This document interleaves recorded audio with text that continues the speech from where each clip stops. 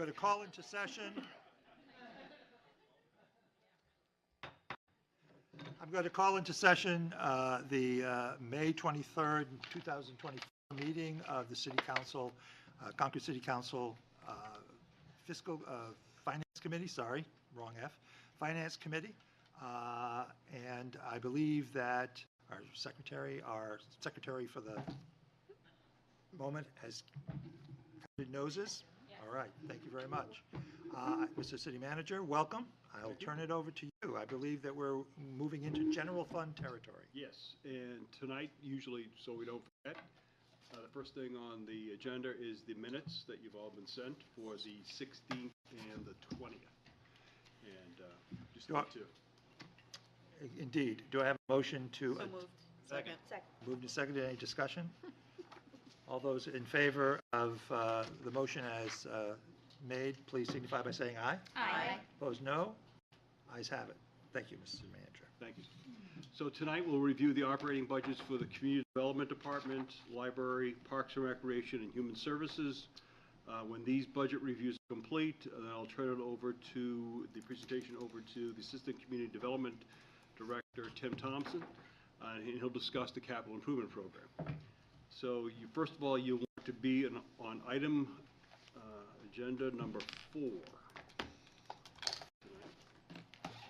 me a minute to get there.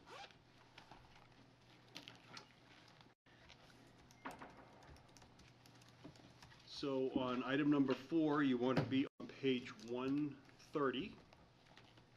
And on page 130, you can see revenues budget to budget are up $240,000, or 14.6%. And this increase on page 130 is due to construction permits are up $192,000.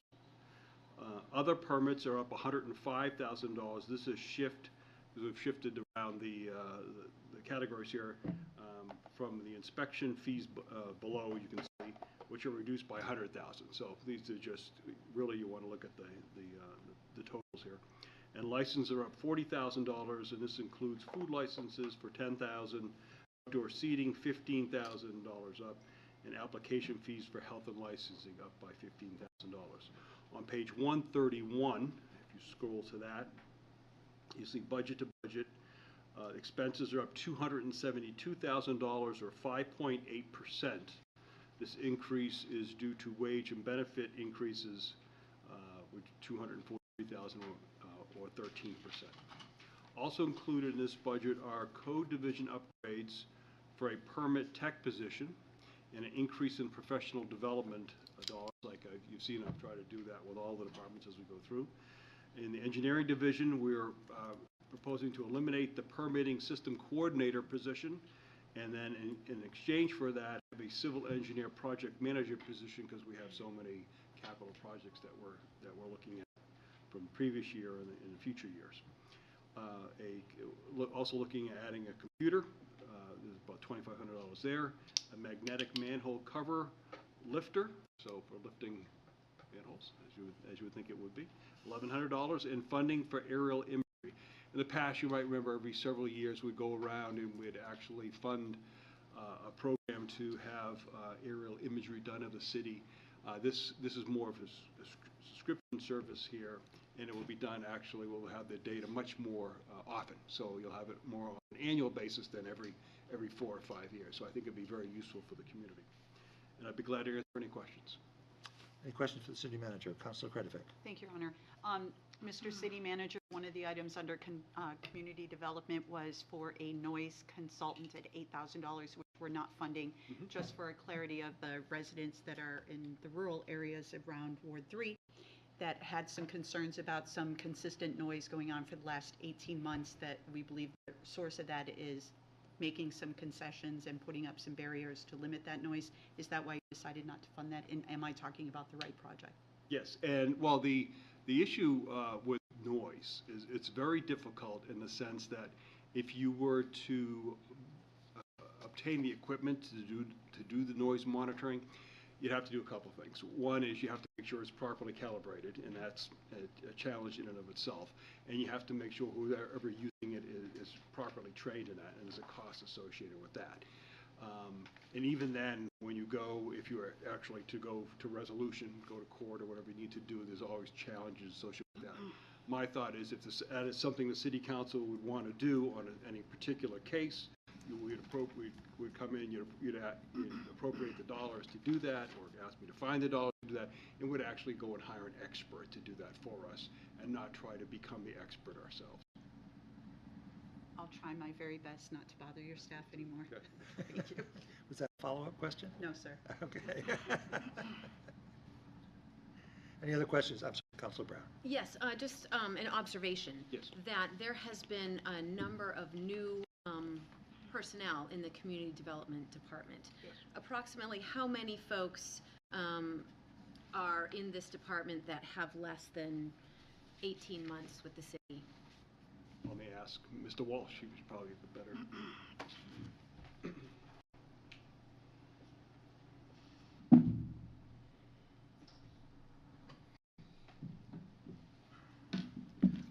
Good evening, everybody. So yes, we have, I want to say, 38 positions at one point in the department itself. We have 6 vacancies at the moment. I did an analysis not too long ago in having a conversation with the Local Government Affairs Committee at the Chamber of Commerce, and basically about 60% of the staff was either new to the department or new to their position at that time, and those numbers have changed a little bit because of vacancy.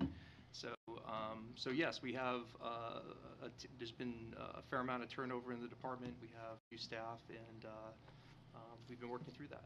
Yep. Clarification, follow-up here? Follow-up? So you'd say about 60% have probably less than? Yep, I think it was 16 was my number that I had done that were either new to the department or new to their position in the department. Might have been in the department already but promoted. Yep. Thank you. I'd add that's why you're probably going to see a little more training dollars here than you've seen in other departments, is because you have so many new people and so many people in new positions. Thank you. Any other questions for the city manager or Mr. Walsh? Seeing none, thank you. Okay. Please proceed. So next item, you want to go to item number 5. Item number 5 is library. And starting on page 137, scroll to that. Revenues budget to budget are down $3,500 or 1.5%. Fines for overdue books are down $4,500. Non-resident library fees are up $500, and other revenue is up $500. So you can see just very minor changes. Expenses budget to budget are up $166,000 or 7.7%. Those are, so out of that $166,000, $148,000 is related to wages and benefits through contractual agreements. Library books and materials are up $6,100. Professional services are up $9,200. Also included in this budget are staffing for the Pennacook Library, $89,000, and condo management fee for the Pennacook Library of $9,600. So that's really the predominance of the wages and benefits. It's not, it's, you know, there are small contractual changes, but in reality we're adding staffing. We're increasing staffing for this. If that answers any questions regarding the library. Any questions for the city manager? Councilor Brown and then Councilor Todd. This is just more, well, an observation and a question. I know you had stated the numbers were up, but I'm looking at their service indicators, and it's just astounding, the traffic of people going into the library, and even Pennacook branch, I think they only had 10 hours, and yet they, you know, in 16 programs, but 220 people attended, and I'm just really impressed with their connection with the community and the teen programs. You know, getting teens to go to something is amazing, and just that they are checking out Chromebooks. And I'm looking at the number of Chromebook checkouts at the Heights, at the main branch. This is really an all-community service. So and the volunteer hours. How many, I would like to know just how many volunteers are there? 1,600 volunteer hours is pretty incredible when you think about we're not paying anyone for that. Right, right. how many volunteers are in the library? It just says, it says volunteer hours. Is that like 10 people doing 160? I'll have the library director come up.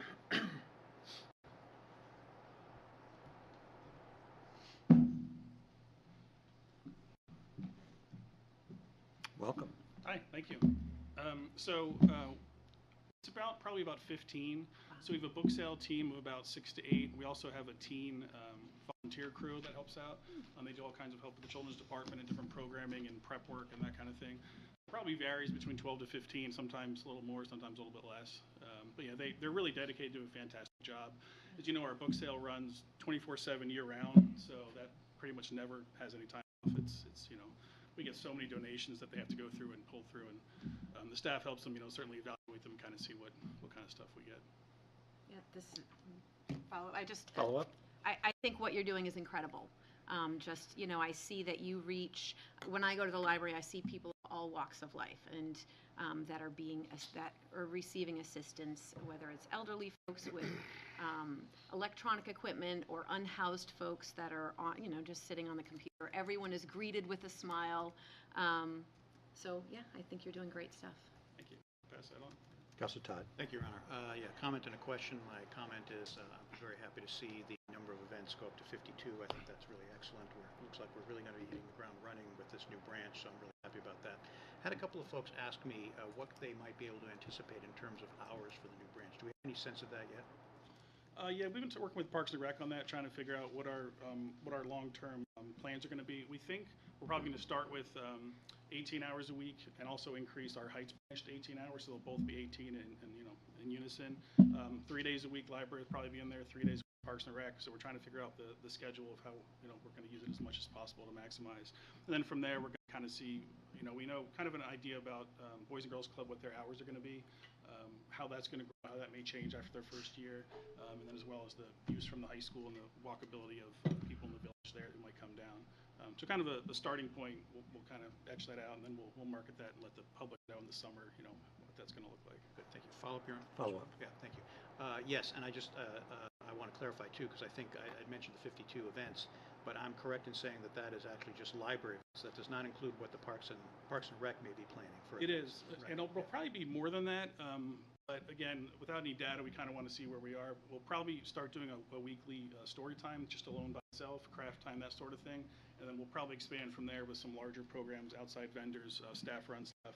But I want to get a routine involved and kind of see what's the sweet spot for the usage rate of that facility and location. So we'll probably have a plan, and then 2 months later, we're going to change it. And then, we're going. Okay, great. Thank you. Thank you. Councilor Brown? Yes, I'm sorry. I did want to ask, it lists how non-resident library fees, approximately how many, are there non-resident library card holders? Sure. So the number approximately, so it's $100 for a over 60, an under 65 is $100 a year for a card. So pretty much you can divide that number by 100. So I think it was 78 or 7,800, I want to say. So approximately probably 65 to 78 card holders. So non-resident, the thing about it is we're careful as libraries not to recruit against other libraries because each library has a different non-resident rate fee. We don't want to say, from X town, please come to our library with a bigger collection. So it's kind of one of those, we're required to each have a non-resident fee, but it's not something we're going to actively, try to take patrons. Follow up? We just approved an incentive program that employees could get a library card. Have you seen employees come in and do that? We do. I don't have data for you. I can get that for you. But yeah, we have, and I think it's a great service. We kind of had to get creative and kind of rolling that out. But I think it'll be well received in the long run for staff who live outside of Concord because we have such a large collection compared to some of the neighboring towns where a lot of the staff live. I want to say something like 75% of the staff are outside Concord. So they have an opportunity there for a lot more services that they may not get at their home library. Yeah. Follow up? Thank you. Yes, so I was just wondering, is it difficult to keep track of who's a resident, who's a non-resident? How do you do that? In our system, we don't keep a lot of personal data, for privacy purposes, but we have a category, a P type, it's called patron type, so if it's a non-resident, they're going to be in there. Doesn't really matter where they live, they'll be categorized in different locations, so that when we run statistics, we can look up non-resident card holders versus, that number. And then, of course, there's a financial transaction once a year for them to get the non-resident card. So it's not difficult with what we have for the system. Follow up? May I ask approximately how many card holders there are? I'm looking at Matt in the back. Yeah, you want to come up?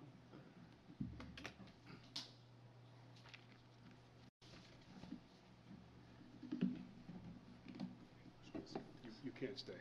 It's temporary. If there are any other staff you want to bring up, please feel free. Yeah, I I'll be glad to do that.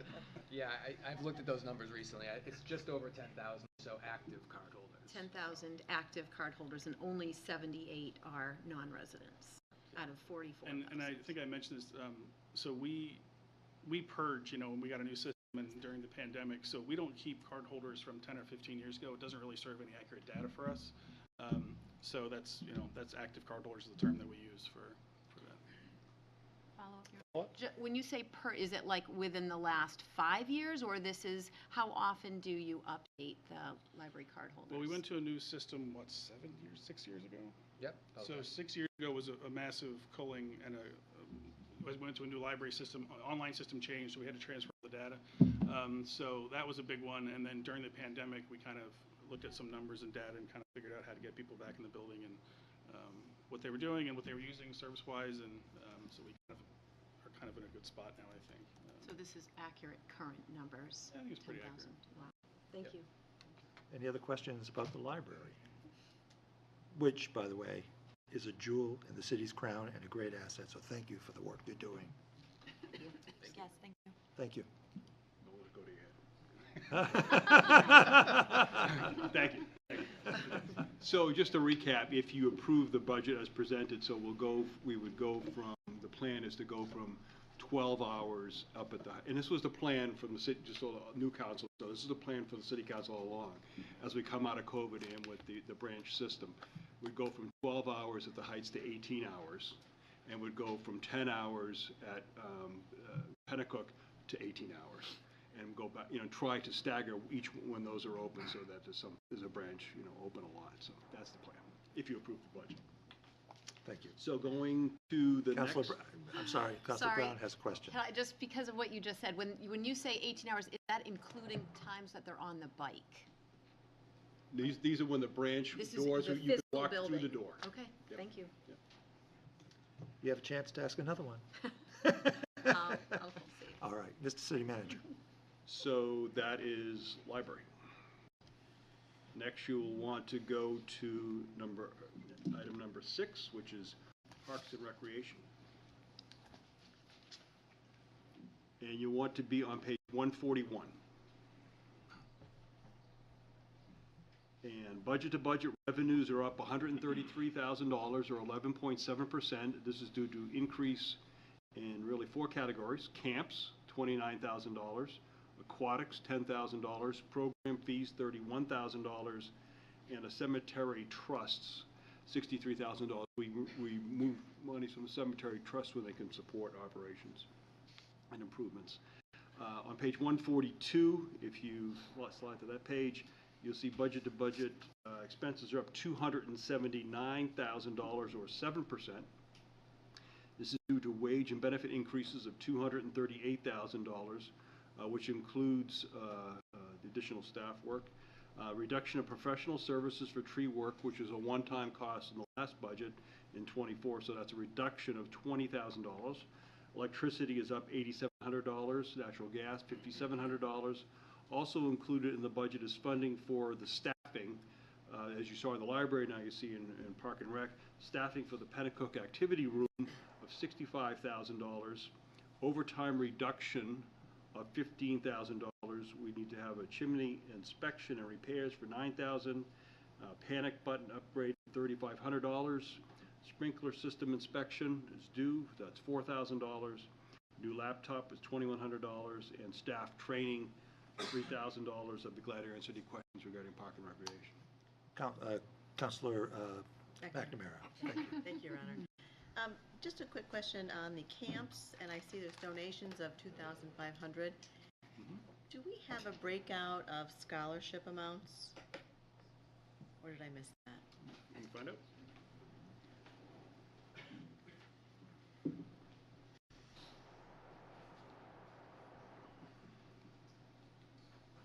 And I guess with that question, Your Honor, with that Yes. question is that increase, does that include an increase of scholarships for the next year? If I heard the question correctly, do we have the breakdown of camp scholarships and program scholarships? I do not have that with me, but I can definitely provide that. Okay. Every year, we usually get about $15,000 donated privately to support our camps and programs. Charbel Foundation, we have a nice relationship with them. They always give us about $5,000 for camps. But I can definitely provide that breakdown for you. It's usually about 450 kiddos. Okay, super. Further question? I'm sorry, Councilor Fennessy? Thank you. Please. This is for Mr. Gill. In our budget, it noted that we've seen an increase in groups using the community center, and I know one of the focuses of our former mayor was to increase usage at the community center. And one of the things that we did was reduce the rental fees. What has been the impact of the reduction in the rental fees? I think it was you in the committee said that we'll make it up in volume, and I was very hesitant in that, but you're correct. We're making it up in volume.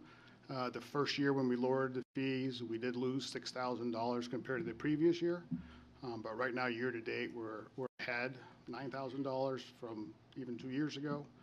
The year that you lowered the fees, we had 49 different groups using the facility. Now we're about 120. And that goes, it's a big number, but it also goes from permits issued. So it's the 49 groups with 600 different permits, so different bookings. And now we're close to 2,000 with that 130 or so. So it has increased, and we are meeting budget for rentals. Follow up?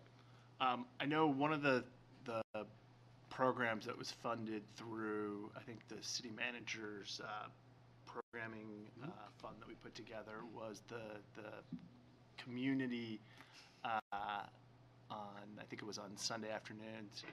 Did that also provide an opportunity for additional rentals of the facility? Yes, it did. That was included in the report, I think, last month, or maybe it's going to go this month. We did have, I think it was 24 rentals during that time, and that was about $800 in new revenue that we received for being open.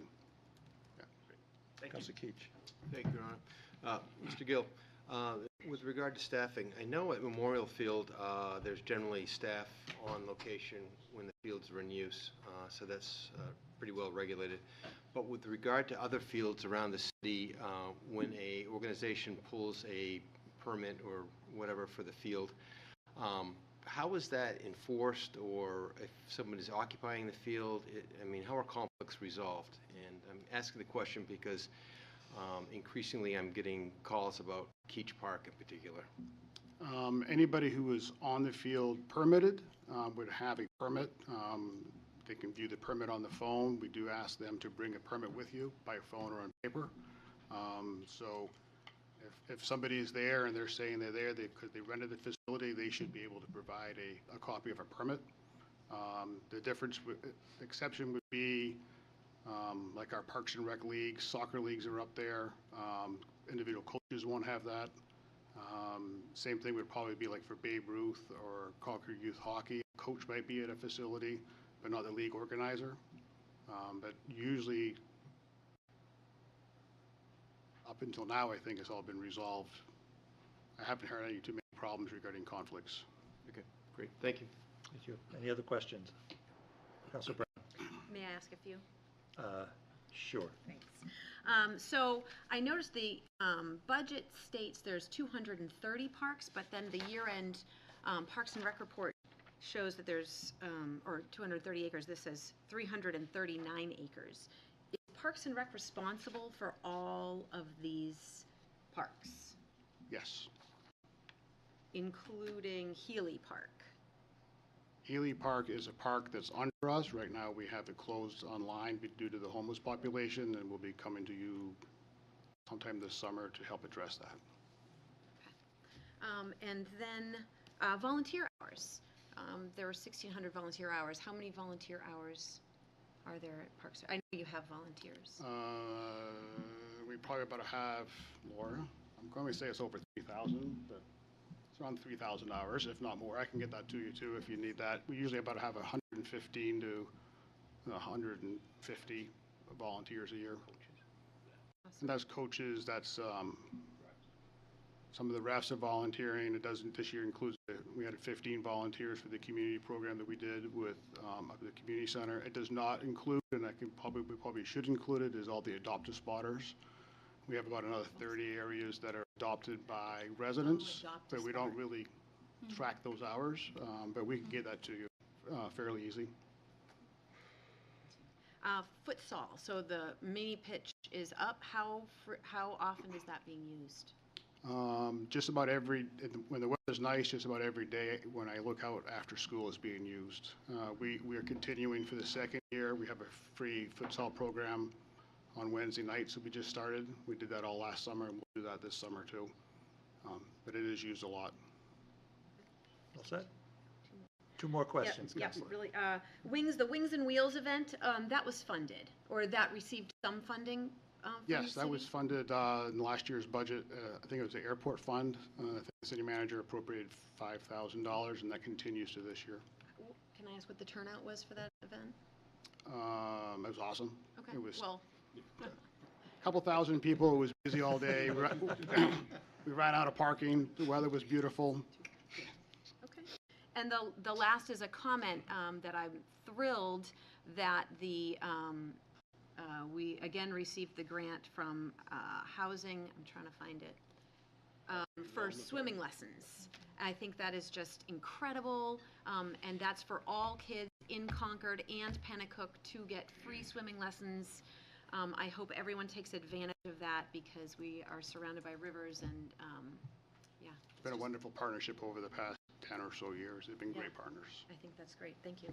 Counselor Todd. Thank you, Your Honor. As we talk about how busy Parks and Rec is, I noticed that there is a Parks crew leader at $85,250 that was not funded. What's the status of this position and the importance of it, and why was it No, closed? it's, as we look forward, we're gaining parks. Expectations are changing, so it's my way to help educate Tom, but it's also to help educate the community and you as city council. We have a new park coming up online on Pennacook, will be open next year. We have the Merrimack River Greenway Trail coming up. So it's just the realization is as the community wants more, and they always want more parks. And I think since COVID, everybody really appreciates the outdoors more than they have. It's just, when do we get ready for that? So it was more to plant the seed.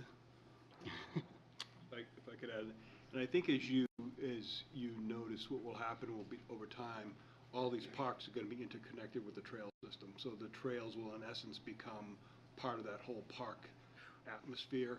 We're going to need to have additional support, whether it's trash or somebody just keep an eye on things, maintenance of those trails.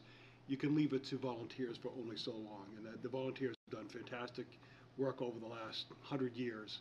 But going forward in the future, particularly when you have the Merrimack River Greenway Trail, and you have dozens of miles of sections of that, we're going to need additional staff if we want to make sure that those are well maintained. Counselor Fennessy. Thank you. Quick question regarding the community center. Obviously, there's a lot more usage going on. I know there was some discussion at RPAC over the fall and winter about parking issues. What's the status of that? Yeah, I mean, parking, I'll backtrack a little bit. 2017, when you guys funded the new community center, part of that process, we realized that parking on site was potentially not adequate. We wanted to grow into that because that was going to be a $750,000 project, cutting down some trees. We didn't want to build a parking lot and then all of a sudden not get used. Most days in the wintertime, evenings and weekends, there's no parking available. Sometimes this time of year in the spring, there's no time available. We do have it, I think it's in next year's CIP, FY26 for design money to begin to figure out what that new parking lot was, if it needs to be. And if you go back, I think 10 or 12 years, City Council authorized the city manager to buy the property at the end of Canterbury Road. There was an old house there. That was for future parking when we built the community center. So that's always been the plan. It's just, we're almost getting there. Follow-up? So would it be accurate to say that there's enough space on site, but we're going to have to fund some improvements to make it spaces that may be used currently for parking into actual paved? Probably there's a couple days a week in the wintertime every week that there's not enough parking on site. Luckily, we do allow parking along the streets, not on Canterbury Road, so a lot of times they do go down the side streets. So far, that has not been an issue with the residents. We try to remind everybody, don't park in driveways and don't block driveways, so there are certain days of the week that 100% we don't have enough parking. Any other questions? Councilor Kretovic. Thank you, Your Honor. Mr. Gill, because you're here and we've had a lot of rain and it's beautiful right now, all of our cemeteries are looking beautiful for Memorial Day weekend, yes? 100% yes. Thank you, sir. And special thanks to General Services that's helped out this week. Parks, a lot of our Parks employees are over there helping. I don't think everybody realizes it, but cemeteries has been down to full-time staff for almost a year now. They come and go, and never last. So that's 25% of their staff. So it's been a team effort. But Jill and the crew over there, phenomenal job. Thank you for. Thank you. Councilor Brown. Thank you. Just regarding parking, is there a bus stop by the community center? There is not. There is not. There is, I think the closest one is in Loudon Road. Okay. So that could alleviate, if there was a bus stop, that could alleviate some of the parking issues without requiring more cars. To be honest, I don't know where the bus route goes, so potentially some, yes. Follow-up? Donations. I know Councilor McNamara had pointed out there 2,500. I know that Parks and Rec is the fiscal agent for at least 3 different groups: Ski the Beeve, Friends of Keach Park, and Friends of White Park. Those donations, are they reflected in this number? They are not, and I think fiscal agent is probably the wrong word. Those groups in the past have come to you and the city administration and say, hey, we are interested in raising money for a certain project. This council usually approves that projects, and then we collect the dollars, and then we come back to you through the de minimis reporting process, or if it's over $10,000, we have to have a public meeting. But as you probably know, a lot of our park projects are, I think we're better in partnerships. We do bring offsetting dollars. The community's been really good about doing that. So we only do that when city manager and city council says, hey, yeah, that's a great idea. Let's go ahead. But they're not reflected in the operating budget. Okay. Follow-up? Yes. May I ask, where would those dollars, that number be reflected?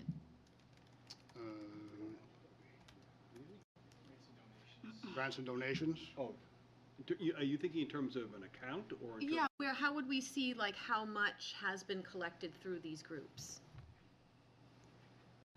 Or like I know the groomer was 50,000. I know White Park has been fundraising forever. Yeah, we can run it. We can. Okay. Yeah, Thank you. it's not in the operating budget. It's almost, we hold it over. And Okay. I'm just going to ask for, before I recognize Councilor Kretovic, just for clarity, just because of the way you said it, and that's not a criticism. When you said that the department collects the money, what you mean is that you hold the money that is raised by the nonprofit organization. 100% correct. That's much better wording. Thank you. I just And didn't want then- people to and think Parks and Rec was engaged in fundraising. No, and it's used for capital projects that's been approved by this group. It's not available for city staff to spend. Right. Thank you. I don't think I get money donated that way. Councilor Kretovic. Thank you, Your Honor. My question was answered. I think people just needed clarity that when they say it's not in the operational budget, what they mean is it's in the capital improvement program. Okay. Thank you. Thank you. Any other? Councilor Brown? Quick follow-up, just based on what you said, Your Honor. None of those are nonprofits, correct? Friends of Keach, Friends of White, Ski the Beeve, those are not nonprofits. Ski the Beeve is an official nonprofit. Friends of White Park was when we were collecting the funds. I don't think they are currently, and I don't know the status of Friends of Keach Park. They just formed, so I don't know. Okay, Any other questions? thank you. Okay. All right, thank you, Mr. Gill. Mr. City Manager. So the next item is item number 7.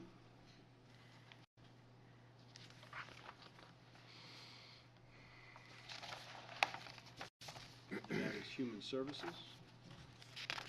And you'll want to be on page 147.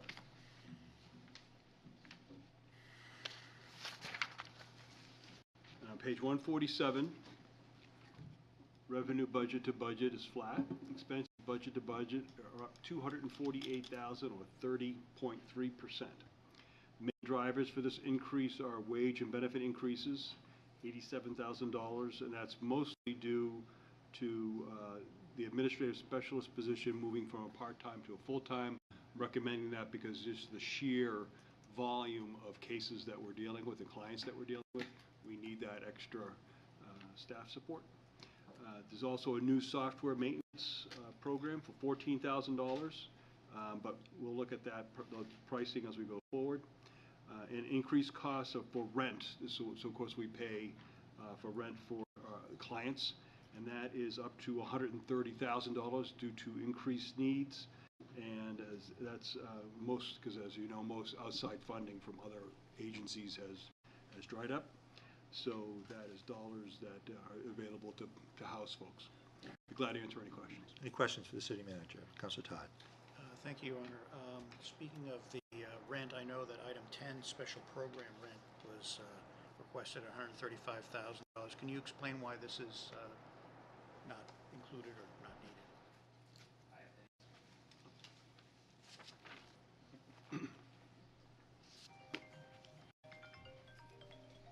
The $135,000 that you're talking about was actually the $130,000 that is in the budget. As we were going through things, we just didn't add it in as an accepted PCR by the city manager. So we did put it in the budget, didn't note it there. We'll fix that when we do the final budget. Doesn't change any of the numbers, it's just we didn't put it on that, it's on that sheet. Okay, got it, thank you. Any other questions on Human Services? Wow, somebody just turned my volume up, really. Councilor Brown, excuse me. Just an observation, just the absolute increase in their service indicators is astounding. The number of walk-ins is doubled from 2022, from 519 to 1,000. The case interviews up over 100. Then previously, you're really serving people in a very critical, difficult time, and I feel like we should be doing more, honestly. Well, in this case, we do everything that we need to do, and Karen knows, the director knows that if she needs additional assistance, she can come to Brian and I, and we'll take care of it, and I'll inform you if we need, as time goes forward, if we need additional dollars, as Karen has done throughout the year, and we won't hesitate to come back if we need help. Thank you. Any other questions? Questions for me, if you will. One is on the communications expense line item, the increase from $1,300 to $3,800. I'm not. What does that reflect? That increase?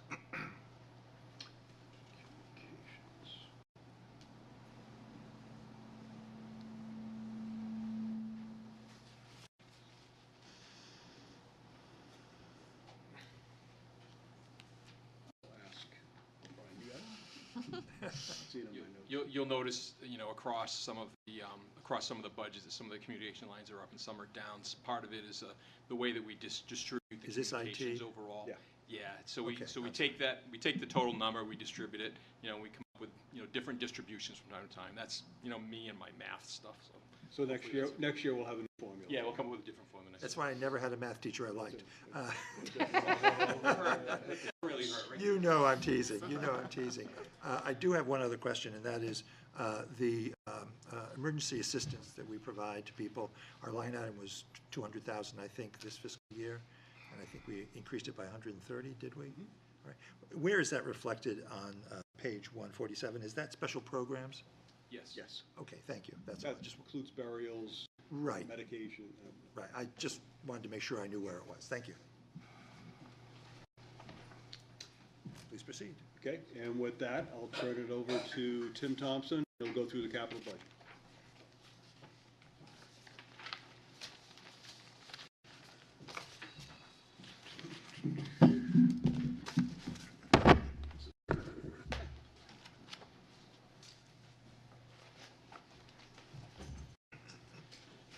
Thank you, Your Honor, members of the council. Pleasure to be here for my first capital budget with the city, and we'll be starting on page 194, which is the general overview of the tax increment finance districts. The city has 3 tax increment finance districts: the Northeast Opportunity Corridor, the Sears Block, and the Pennacook Village. Combined, these are about 333 acres of land within the city's limits. The max permitted by state law is 4,110 acres. We've created roughly $128.8 million in new assessed value since the inception of these districts. And our current value is up about $8.4 million from fiscal year 24, primarily due to the development of the Exit 17 area, as well as the Caleb property in the village, and the Flatley Company's residential project at 32 South Main Street. With this budget, the combined city investment since the inception is about $45.9 million, of which 23.4 were TIF funds, and the remainder were for other funds like grants, general fund, water, and sewer, and impact fees. Questions on the overview for all 3 districts? Any questions for Mr. Thompson? Councilor Brown? Yes, could you, just for the benefit of myself and other new councilors, what are the services that businesses, residents receive when they live or operate in a TIF district? The TIF district is a financing tool that the city uses. The city sets a base value in that district when the TIF district is established, and then any increased value in the district is called an increment. That increment is then used to pay for previous investments in city infrastructure or other projects that are associated with the development within that area. So there's no specific benefit directly to taxpayers within the TIF districts themselves, but it's a financing tool that the city uses in order to promote economic development and infrastructure improvements. Are there, follow-up? Are there additional services within that TIF district? Generally, no. Clearing, sidewalk clearing? It's just where it's paid from is typically through the TIF district funds, specifically, for example, with the new Exit 17 area. A lot of the TIF district's funds from the increment are used to pay for some of the contract services for cleaning of the sidewalks and things, rather than coming from the general fund dollars. So, Follow-up? yes, and clarification. So, okay, so the dollars will go to service that district? Yes. Okay, so, because I'm just looking at the Sears Block, it's operating at a loss. I'm just, I'll get there. oh, okay. This is just the overview. This is just the overview. Overview of all 3. The overview of all 3. Okay, You all set, Councilor Brown? yes, thank you. Any other questions? Mr. Thompson, would it be fair to say that the value of or the purpose of a TIF district is to pay for the infrastructure investments that the city makes in order to encourage and support the development, but to capture the tax revenues from that result in that investment and use them to pay off the debt for that investment rather than making the property taxpayers pay for that investment? That is absolutely correct, Your Honor. Thank you. Follow-up. Follow-up, Councilor Brown. Just based off of what you said, Your Honor, that money is going back into the TIF, so it's not going to schools. It's not going to police, fire. As of the fiscal year 25, all 3 districts will be contributing some value back to the general fund through into the tax revenues. Up until this point, it has only been the Opportunity Corridor and Pennacook that have done that. Sears Block will be releasing funds into schools, city, the county and state for the first time in fiscal '25. Okay, thank you. Please proceed. All right, Northeast Opportunity, which you'll find on page 195 and 196. That was enacted in 1998. Our projected sunset date is currently fiscal year 2037. The captured value within this district is approximately $51.5 million, which is up modestly from fiscal '24. We were just over $50.7 million. This district has been releasing assessed values since fiscal year 2006, so 14 years. Currently, it's releasing 66% of the new assessed value back to the general fund, school district, and state and county property taxes. For fiscal '25, the amount released will be approximately $33.9 million of value, which is approximately $930,000 of tax revenue. This supports the city general fund, the schools, the county, and the state. In fiscal '25, revenues are projected to be $509,201, which is up about $42,000 year over year from fiscal '24. Our expenditures are about $250,000, up about $2,000, so essentially flat from last year. And our fund balance at the end of fiscal '24 was $2.8 million.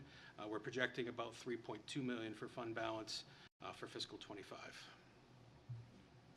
Questions, Councilor Fennessy? Thank you. Just looking at the what page is this? This is page 195. It lists under expense professional services. What's that in reference to? Generally speaking. Welcome, Mr. Walsh. Good evening. So there are professional services that are rendered in each district. As Mr. Thompson referenced earlier, there are contracted services. So professional services in the Octave district are primarily related to mowing, property maintenance, things of that nature. For example, we own the large area between Constitution Avenue and Store Street. We mow that. So that's a district expense. It's done by a contractor. So that's an example. Councilor Keach. Thank you, Your Honor. To either one of you, how far south does that TIF extend geographically? It extends to where Store Street curves, the northerly end of Store Street behind the Holiday Inn starts to curve up towards North Main Street, and the Ladner Road Bridge Street overpass. So that's basically the southerly boundary right there. Follow up. So just to be clear, so that would be inclusive of what potentially could be developed between what is now the end of Store Street to the beginning of Commercial Street, South Commercial Street? It does. It does not include Stickney Avenue, but it does include the area behind Stickney Avenue to the properties that front on North Main Street. So that kind of narrow area, the field that I mentioned earlier. And it extends up to basically Delta Drive on the north end. Follow up. Thank you. And one last, and would you say that extending the TIF would be critical in developing that parcel of land through there going forward? So the TIF has been designed, the parcel of land are you referring to, the former Tunis property, the field area? Correct. That area? Yes. So the TIF anticipates capital expenditures relative to Store Street North, the extension of Store Street, which we've been talking about now for, well, it goes back to the 1997 downtown master plan. I don't know if it's going to be necessary to expand the TIF to do that. I think it's critical to keep the TIF open and active, and we've been releasing 2/3 of the assessed value, as Mr. Thompson reported, because the TIF has done so well financially. But in order to pay for Store Street North, we've been keeping it open and reserving that last bit of increment, that last third, so we can pay for the debt service and the operating costs that are projected to go along with that project. Great. Thank you. Thank you. Any other questions? Councilor Brown. Thank you. So CSX purchased that property, or the rail lines, from Pan Am, because previously the Merrimack River Greenway Trail had been negotiating with Pan Am, and then CSX purchased it in 2022. Did we need to how have negotiations been with CSX? Are we on track, or has it slowed down? Is that a pun? Oh, my God, I didn't, unintended, but,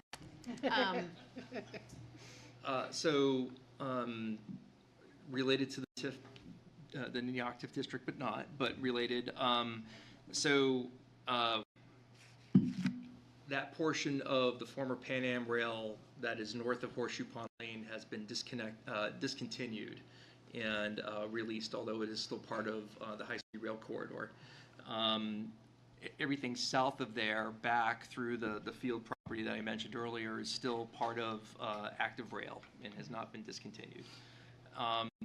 But would be addressed, I think, by the city and the state and CSX and others as part of future I-93 project at the sidebar. But long story short, we had a purchase and sale agreement with Pan Am. The state of New Hampshire enacted its right of first refusal at the last minute. Since you're correct, Pan Am was sold to CSX. We have been working with DOT, New Hampshire Department of Transportation, to put a new purchase and sale agreement in place. That process is underway. In accordance with previous city council direction, we are completing our due diligence, including boundary surveys, updated appraisals, things of that nature. That's underway. We have been working with the commissioner's office at DOT and occasionally the governor's office to help facilitate conversation with CSX. Those have been productive, but it's taking longer than everybody wished it would take. But it is moving in a positive direction, albeit slower than I think anybody would like it to move. Thank you. Any other questions? Seeing none? Thank you, Mr. Walsh. Thank you. Mr. Thompson. Moving to the Sears block on page 197 and 198. The Sears block was enacted in 2003, projected to sunset in FY42. Our captured assessed value in that district is about $51.5 million, which is up from $44.4 in fiscal '24. We will be releasing 20% of the assessed value for the first time in fiscal '25, which is actually 2 years earlier than we had anticipated releasing funds. So for fiscal '25, the new value to be released is about $10.3 million, which will generate approximately $282,000 in revenues for the city general fund, schools, county, and state. Our revenues are down about $40,000 year over year. Our expenditures are also down about $25,000 year over year. The general drivers of that is about $415,000, down from $428,000 for reducing debt service on the Main Street project. That includes administrative fees, downtown service team, debt service from the Complete Streets project, and reimbursement for past debt service for the Store Street garage. There's an itemized list of those on page 198. The transfers to the parking fund are about $304,000, down from $308,000. That supports the parking fund debt for the Store Street garage, which was originally $7.1 million. The transfers to that fund are currently scheduled to end in fiscal year '26. So that is going to be something that, when I wear my other hat for the parking budget, we'll need to account for in the coming years. The NOI is a negative 107,708, which is a decrease from negative 87,000 last year, and our projected fund balance is 229,000 roughly for the fiscal year '25. Thank you. Questions? Councilor Fennessy. Thank you. Just going back to your last comment there. So this TIF is scheduled to stop making contributions to the parking fund in fiscal year 2026. Okay. Follow-up. Follow-up? Will the garage be paid off at that point? The bond, I don't think.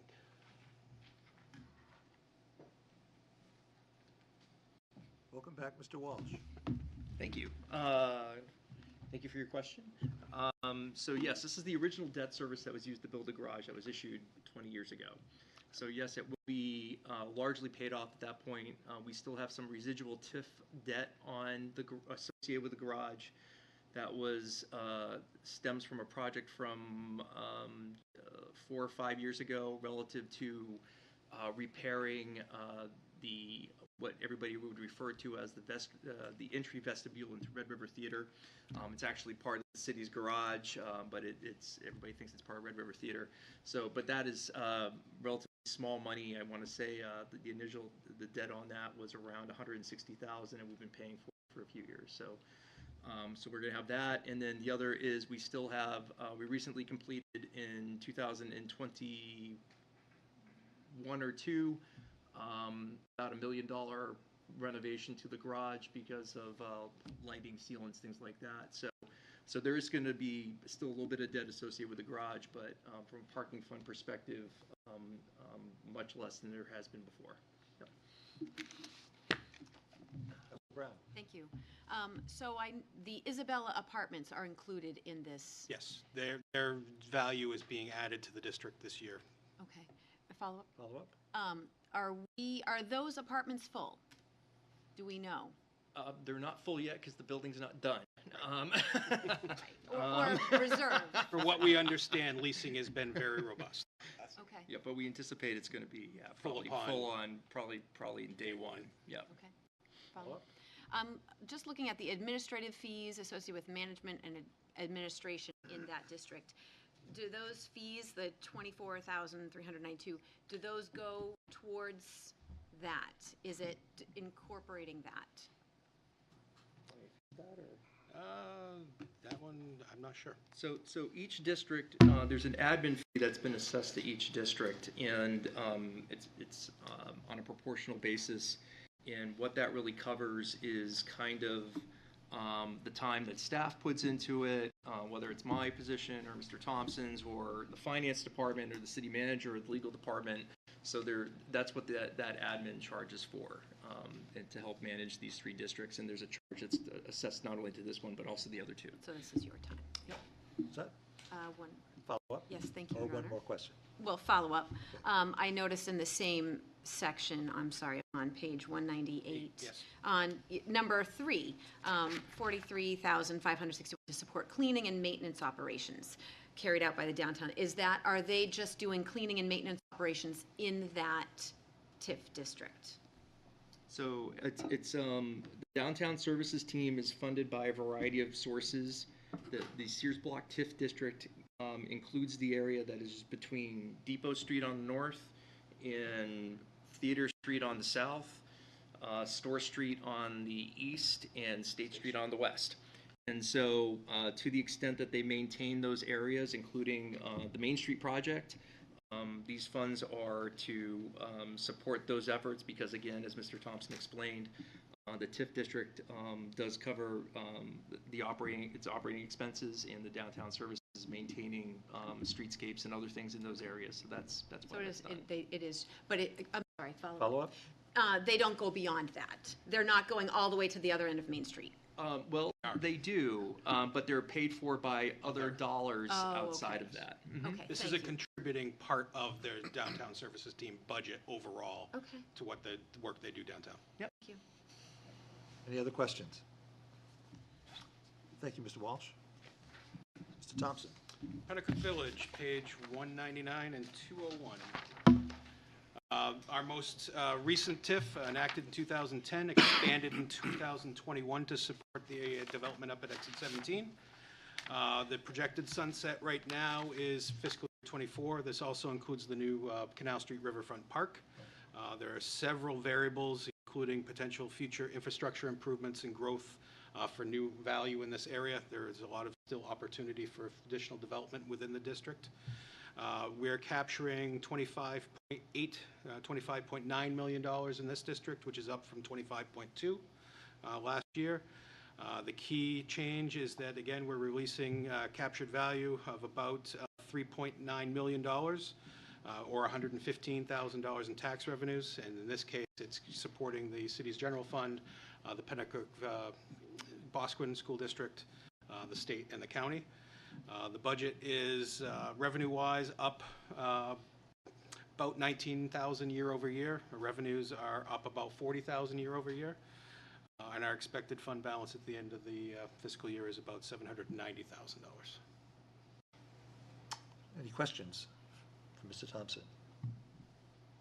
Council Keach. Thank you, Your Honor. Mr. Thompson, just broadly, not specific to this district, but what is the state statute regarding how many TIF districts a city can maintain? There's not a number, I don't believe, but there is an acreage cap, and that acreage cap, I can tell you in just a second, is 4,110 acres per RSA 162K5, which is, we currently have 333 acres, so we're well under the amount that we'd be allowed to have for TIF districts within the city. Follow-up? So just to be clear, so the cap isn't related to the size of the community at all? It's just a flat acreage? It's based on the statewide? acreage within the community, so in our case, 4,110 acres would be based on Concord size. That's the maximum. I believe it's 10% of the land area is roughly what we're allowed to do. 10%, that's what I was getting at. Thank you. Any other? Council Hort. Does this TIF district include the Monitor Way area? This does not currently, actually, no, this does include a portion of it, but not the entirety all the way to Sewell's Falls. So just to answer your question, Counselor, yes, it does not include, it includes the property that is owned by Wind Waste, which is the incinerator up there, and it goes up to, the TIF district goes up to the boundary of what would be Monitor Way, although it does not include any of the Monitor Way properties. Yep. Yep. And to supplement the previous conversation, there's also requirements about assessed value, not only just acreage, but how much assessed value are the TIF districts combined. We're well under both, but there's no limit on how many TIF districts a community can have as long as they don't exceed the acreage or assessed value numbers. Any other questions? All right, thank you. Mr. Thompson. Moving from TIF districts, let's get into the capital budget, which was quite the experience coming from Merrimack to Concord CIP. Just a little bit. Starting on page 202, you'll find the introduction, the legal authority, selection, and prioritization of projects. On page 244, you're going to see the capital improvement project by category, which is how I'm going to go through the presentation here tonight. And I'm also going to be limiting the discussion to the projects that are currently scheduled for appropriation during fiscal 25. There also, you'll notice in certain projects, asterisks. Those asterisks are for projects that are not appropriated as part of the budget in fiscal 25, because those projects are dependent on either funding from a third-party grant or donation, which will need to be committed at some point during the fiscal year by the council itself. For fiscal 25, and again, I feel fortunate that this is my first one. We have 63 projects, have 55, oops, sorry. I'm lost. Can you repeat where we are in the materials? We are on page 244. 244, Councilor. Thank you. CIP by category. Thank you. In fiscal 25, we have 63 projects, $55.52 million. With an asterisk, the net is $53.73 million. Those 5 asterisk projects have a value of about $1.7 million. To compare this with previous years, this is a significant increase in the requests. Last year, we had $24.3 million. In fiscal 23 was around 21.7, and about 13 million in fiscal 22. So there are a number of projects that have come up in this particular budget. The general fund bonds associated with these projects for fiscal 25 is 11.184 million. That's net after we take out the asterisk projects. That's up from 7.295 million in fiscal 24.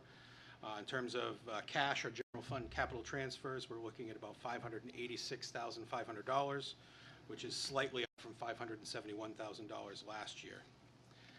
The total for the 10 years covered by the CIP is a robust $581,663,706, which is up $81.4 million from last year's proposed 10-year program. In terms of general fund bonding, that includes $260.9 million. Cash or capital transfers, we're talking about 7.54 for a total general fund impact of $268.4 million. That will cover the summary, so if you have any questions on the summary, I'll go ahead. Question on the summary. Councilor Fennessy. Thank you. I just want to clarify a couple things that you said. So when it comes to actual bonding authority that we will be paying for, I think I heard you say we're looking at approximately 11 million as proposed. Slightly more than 11, correct. And last year it was about 7 million? 7.3 roughly, yes. Thank you. Any other questions on the summary? Seeing none, please proceed. All right. Oh, I do have a question, I'm Okay. sorry. Yeah, and also, it's really a clarification. When you're talking about the dollar amount for the 10-year plan, specifically, those are not funds Those are not. or bonding that has been approved by the city council. That's correct. That's the requested projects in the further 9 years of this program that will come to you each year as part of your budget deliberations. And those dollar amounts in those, follow up myself, and those dollar amounts in those out years, those are basically placeholders because. Generally speaking, they get updated on a yearly basis through the submissions to me as I prepare the project. Excellent. Thank you very much. Councilor Fennessy. Thank you. I apologize. I meant to ask this and I forgot. So what is the actual difference in payments that we are, that are being proposed with respect to capital improvements for principal and interest payments in fiscal year 25 as opposed to fiscal year 24? That one's a Brian question.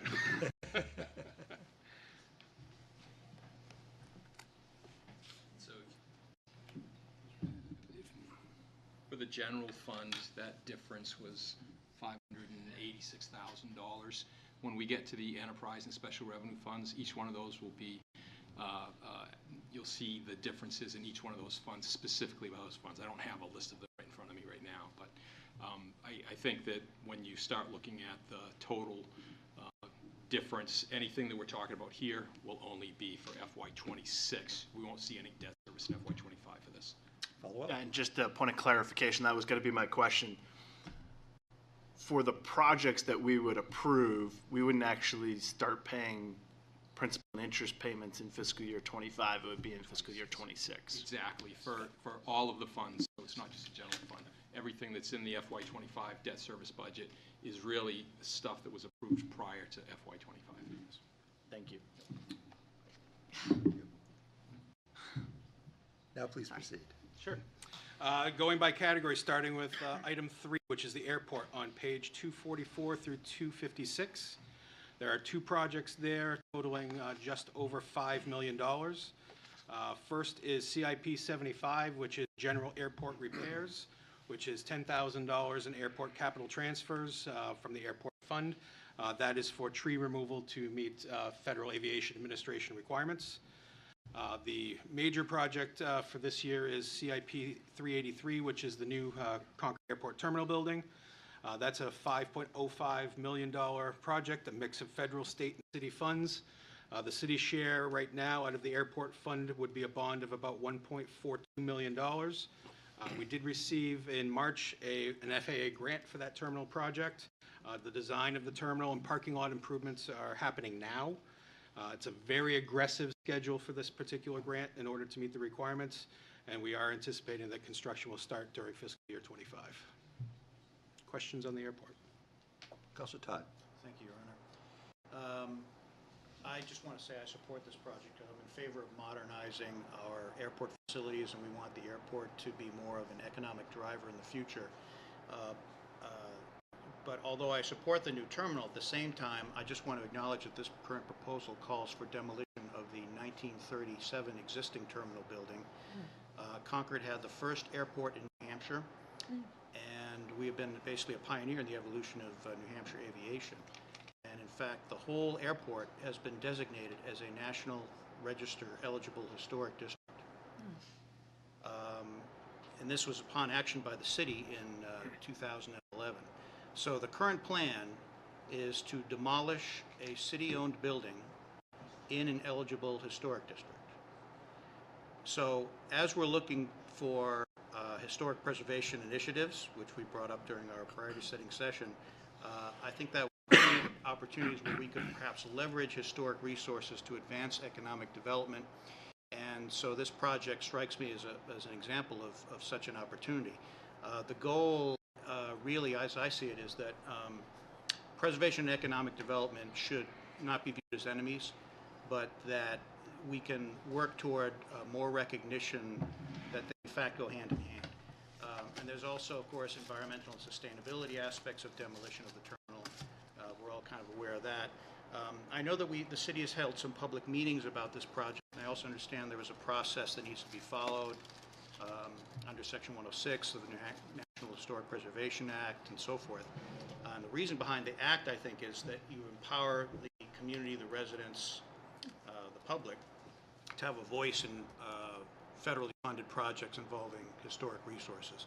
So I'm not sure that there have been, I'd be interested in comments on this. I'm not sure there have been public listening sessions that reference the airport historic district in particular, or alternative designs, or the potential impacts on the historic district.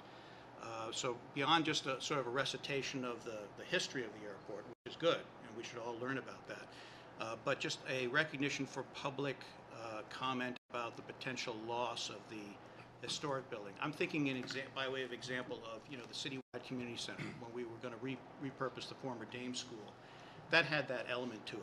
So I'm wondering what you would say, if was the process different here, if you have any comments on that. In talking with Martha Drucker, the capital projects engineer for the city, this project through the FAA is treating this as if it is an actual historic district. So all of the federal permitting is taking into account the process as if this is a designated historic district, even though it isn't locally designated as such.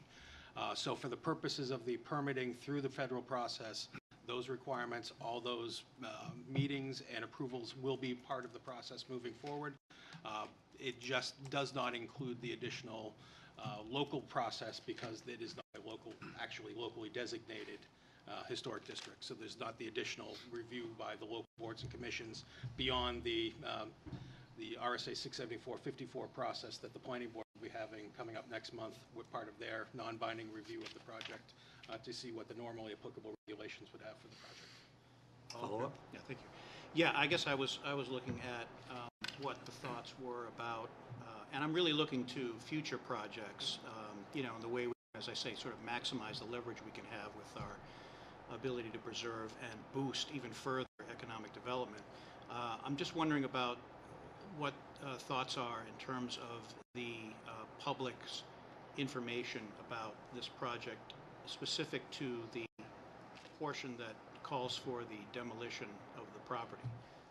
When I reviewed the meeting from January of 2022, there was general discussion about the historic nature of the airport, but I didn't really seem to hear anything specific about that. So I'm just wondering if we've really had feedback from the public about this or not. I can't speak to that at that point because I wasn't employed by the city, but Council. Sure. You have some backup here. I do have backup. So, noting that this is one of the most important economic development projects that the city has available to it for the next 25 to 50 years. This is an engine for economic development, for high-paying jobs, tremendous amount of new tax revenue. We have to make sure we move this in an expeditious fashion, following all the regulations that are in place. But we're following your directions, which are make sure that this project happens. We've been lining this up since 1996. 1996. The window is this big right now. We got to walk through this window and make this project happen. We're going to do everything we can that's required by the federal and state government to make sure this project happens in an expeditious fashion for the price and the dollars that we have. I think that answers all the questions. Councilor Credit. Thank you, Your Honor. Councilor Todd asked for comments. Would you mind if I comment on behalf of the Heritage Commission? Certainly. The Heritage Commission is looking at this right now. Engineer Martha Drucker came to our May meeting to talk specifically about this project. There was a discussion about including something in the design of the new terminal to include the historic elements, much like some of the signages that we've done around the city, like the one for the railroad station that we all love and adore, and we are so sad that it's left. Amen. But the actual conversation in regards to demolition review hasn't been sent to demolition review yet, so we're not part of that discussion yet, but we're anticipating it. Thank you. Thank you, Councilor. If I could City add, Manager.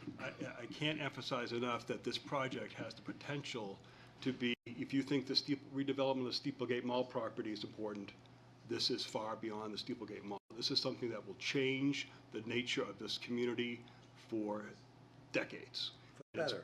For the better. And if it's done right, and we're going to make sure it's done right, but we have to keep going on this.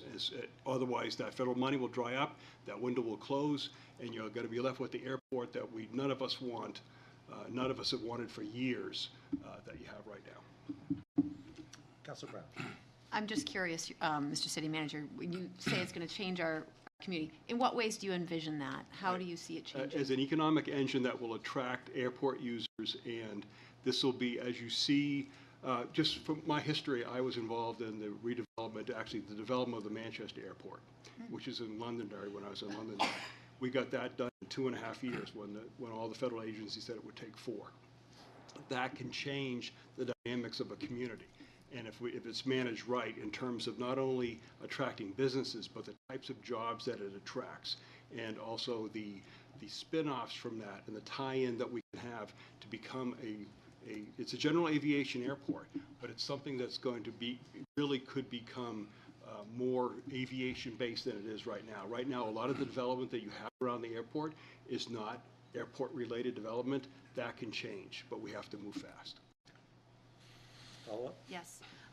How did Londonderry, it was Londonderry or it's Londonderry Airport, how did they change? What businesses did they attract? And when did that happen? Well, Tim happened to work there. Tim came after me. Londonderry's, there has 1,000 acres of land south of Manchester Airport that right now is probably generating close to $500 million worth of value for the community. When we looked at that, when I was in Londonderry, and we looked at that 1,000 acres was the largest amount of undeveloped property in southern New Hampshire. In southern Hampshire, I would say go as far as Boston. Yeah. And we have another opportunity. The Garvin's Falls area and the airport, or in the area around the airport, has just the same opportunity to be in that field.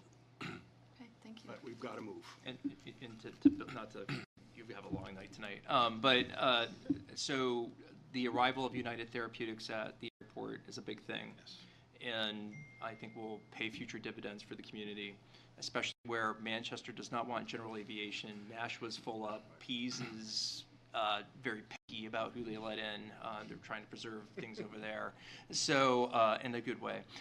And so, the terminal's integral to all of that future development. The other thing is, the airport has very limited developable land. It's a square mile of land, but much of it's under conservation agreement. So we have very limited land out there. So redevelopment is inevitable of some of these structures. And the design that's going forward now through the permitting process is the design that was approved by the City Council previously, and it was discussed at public meetings, not only with the Council, but also the Airport Advisory Committee and others over the last couple of years. So there has been a public conversation about it. And we'll work very closely with the neighborhoods to make sure it's done right. Yep. Any other questions? I do, but they have. I'm sorry. Councilor. Thank you, Mr. Mayor. I assume some of this conservation land is because of the endangered butterfly that's right there, the garter blue? That is correct, yep. Because I think that's interesting for folks to understand. So, thank you. That's it. Yep. Thank you, Councilor. Councilor Brown? Yes, I noticed that the master plan is projected next year, and we weren't planning on talking about it, but the way you're describing this and the need to move, and we're looking at interim zoning, shouldn't we perhaps do the master plan this year? So there's a master plan for the airport. And I can't remember when it actually is in the capital budget off the top of my head, but it's coming up for is it being done simultaneously with everything else? So Follow up? Because it is part of the overall master plan for the city. But I'm just thinking, if this could drastically change our community, wouldn't we want to be at the forefront in planning that out In and 2026. anticipating it? Yes. Not sooner? No. Not, why? Why wouldn't you want, it should be part and parcel of the whole community. Right. You shouldn't do it separately from the rest of the community. Oh, I was Follow-up? picturing, thank you, Your Honor. Yes, I was picturing doing the whole master plan. Yes. Now. Oh, well, if you move them, I think it's programmed for Fiscal Next year. 26. 26, so if you want to move that, the whole thing up, that's a 0.5% tax rate increase there. If you We'll want. cut something else. Okay. It's up to you. I would suggest that the Community Development Department does not have the staff to handle Oh. that at the moment either. So Yeah. there's reasonings for why things are programmed the way they are. Okay, thank you. Counselor Foot. Yes, thank you. I was able to tour the existing facility back when I first became a counselor, and when I went into the terminal portion of it, it was a nice throwback to 1937. But when I went into the remainder of the building, actually I should have been issued a hard hat. I thought it was ready to collapse, and I saw there were all sorts of failures, and I think the city's using it as some sort of file storage at this point. Going through this process, and I sense urgency. Is there a possibility to save the terminal portion as part of this exercise and not the remaining portion of the building that I mentioned that was dilapidated? Or are we to the point now we need to move, or we're going to miss out on this opportunity? We need to move. We're going to miss out on this opportunity. And as Matt had mentioned, the ability to shift things around is so limited by the restrictions and the easements that are in place due to the federal government, our agreement with the federal government, that every inch is vital. Beyond that, there's also some potential archaeologically significant soils near the proposed terminal that we can't shift much further without having to do test pits and digs to make sure that we're not disturbing artifacts. Thank you very much. Appreciate your information. Thank you. You're welcome. Mr. Thompson. Next item is Arena on page 246. There are no projects in fiscal 25, so I will move to item 5, Bridges, on page 247. There is one project, that's CIP 518 for bridge and dam repairs and maintenance. The city owns 20 bridges. The project for fiscal 25 is $305,000 in general fund bonds and about $46,000 in closeout funds to design and structural repairs to the Horse Hill Bridge over the Kentucky River. This would be for the bridge deck, membrane, and pavement replacement. Questions on that? Questions? Counselor Brown. Will that have a bike lane on it, similar to what's anticipated for the Loudon Road Bridge? I don't believe.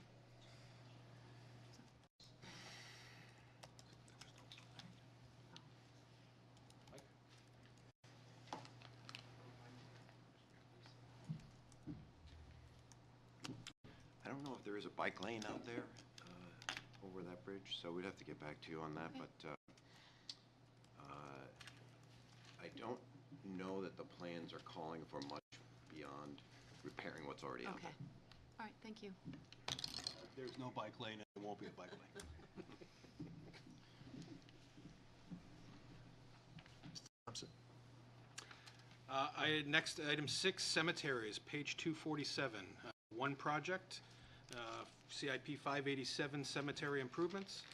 Of the 13 cemeteries citywide, this would be about $150,000 and some change in closeout funds to repair the vault at Blossom Hill Cemetery, repoint brick, granite walls, and a new roof. Any questions? Please proceed. Item 7, page 248, community planning and implementation, no projects in FY25. Moving on to item 8, downtown, pages 248 and 249, there are 3 projects. CIP 579, which is downtown squares, $100,000 in general fund bonds for design and permitting for renovations to Bicentennial Square. The future construction funding is proposed for fiscal year 27 for that project. CIP 590, the downtown civic district sidewalk replacement, $10,000 general fund bonds for design of sidewalk improvements on Green Street associated with the new state's legislative parking garage. And then lastly, CIP 644, street tree planting, $10,000 capital fund general fund capital transfer. Generally, we try to replace 2 trees for every tree that we remove. This would be for supporting the purchase and installation of 15 trees. Typically, this is coordinated with the annual highway paving program as well. Questions? Councilor Fennessy. Thank you. Have there been any conversations with the state about having them contribute to the repair of the sidewalk of ours that they're going to destroy?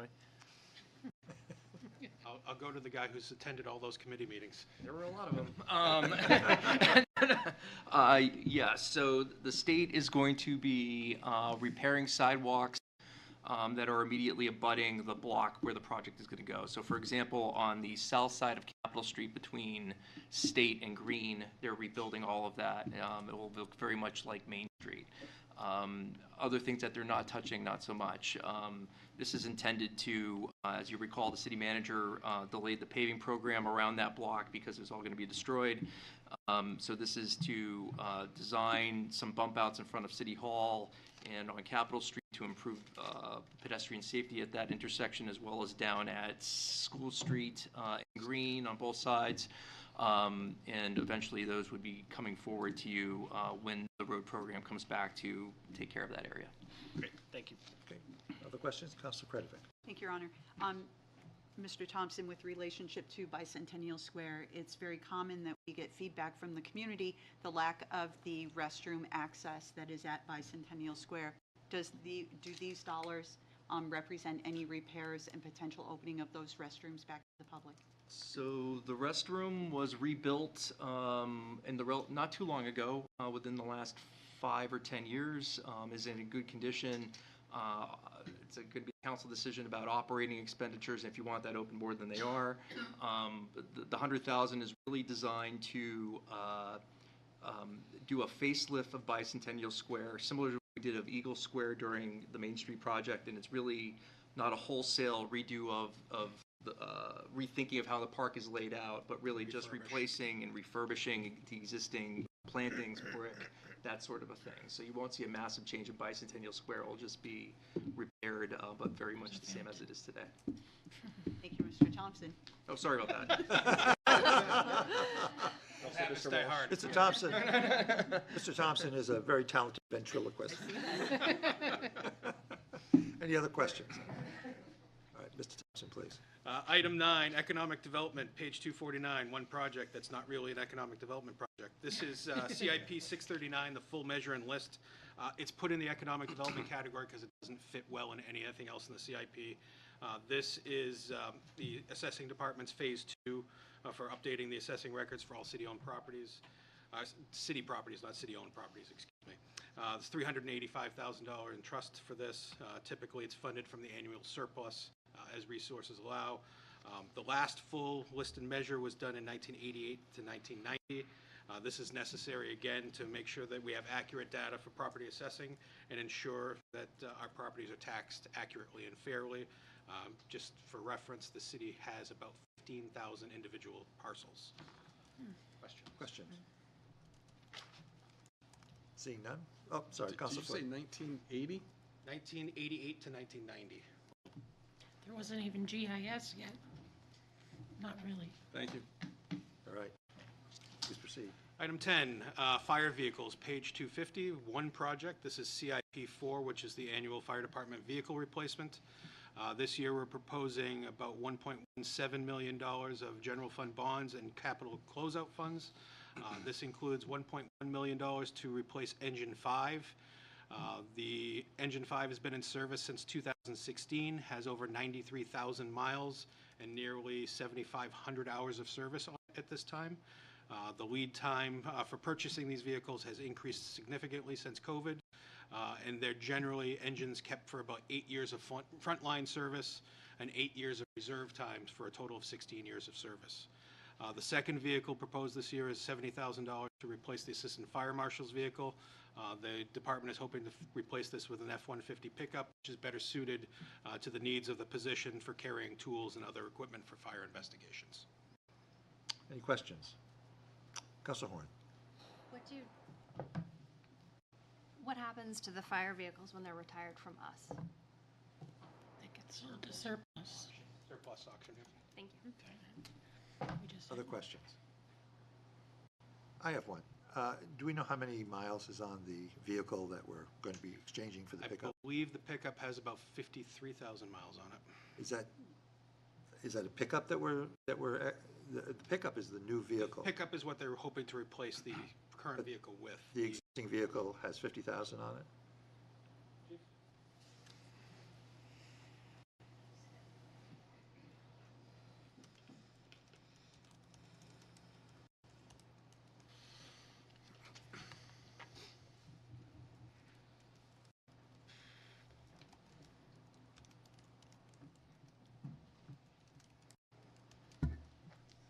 Thanks for coming up, Chief.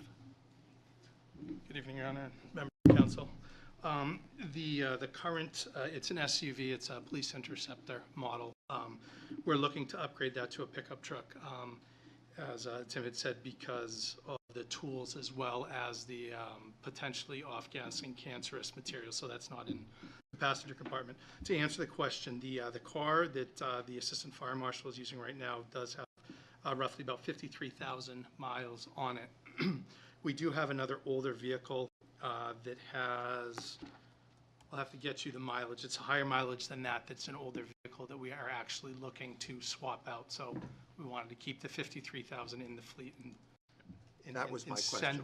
Send an older one down the road. So you're basically going to shift that over, get rid of one that has many more miles on it? Yes, we always try to put out the one that's either the highest mileage or the one that the comp, the maintenance facility, tells us is the one. It's not always based on miles. Sometimes it's if there's a problematic.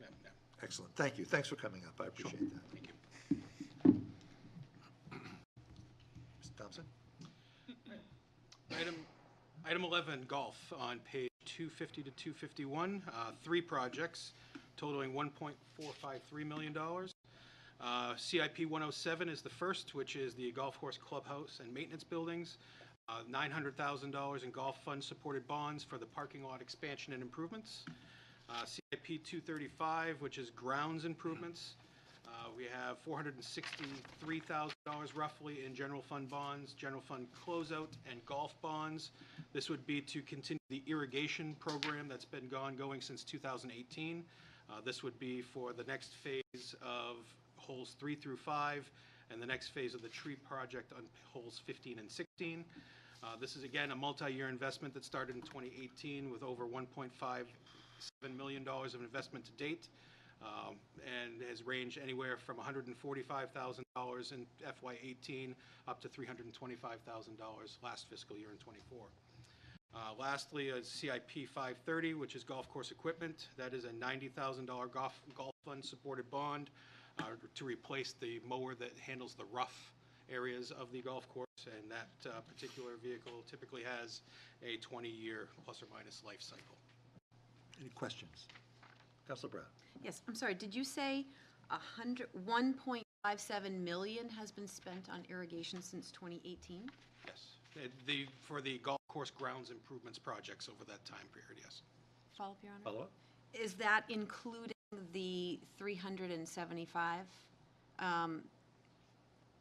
Or is it 1.57 million has been spent and now we're looking at another 700? The 462 is what's proposed for this particular project in fiscal for CIP 235. That would be for the irrigation at 3 and 5 and the trees on 15 and 16. On 15, through 15 and 16. So that would, thank you. So that would be over $2 million on the grounds of the golf course. Since fiscal year 18. Since fiscal year that 2018. particular project. Follow-up? Yes, thank you. How many acres is the golf course? I haven't played it in a while, so I'm not sure. I'm sorry, did you ever ride your bike out? Yeah, I believe I told you that story, yeah.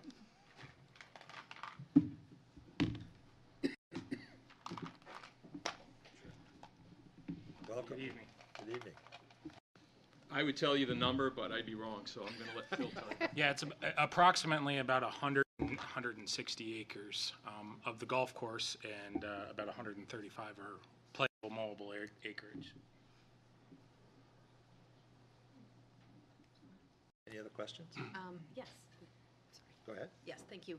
What's the difference between a general obligation bond and a golf general obligation bond? So the general obligation bond that you typically think about is basically the good faith and credit of the city. When we talk about, in this case, general obligation bonds, It's a general fund. We talk about a golf general obligation bond. It's the golf fund paying the debt service on it. So when we had our transmittal letter of this, the first day of the Finance Committee, it showed that golf was 1.8 million. And then there was 53.6 million for the capital budget. Is this part of the capital budget, or is this part of the 1.8 million of the golf? This, what we're talking about right here tonight, this is the capital program. So basically, the way that this would be funded is starting in fiscal year '26, there would be debt service costs associated with both the golf fund and the general fund related to these projects. Follow-up? Thank you, yes.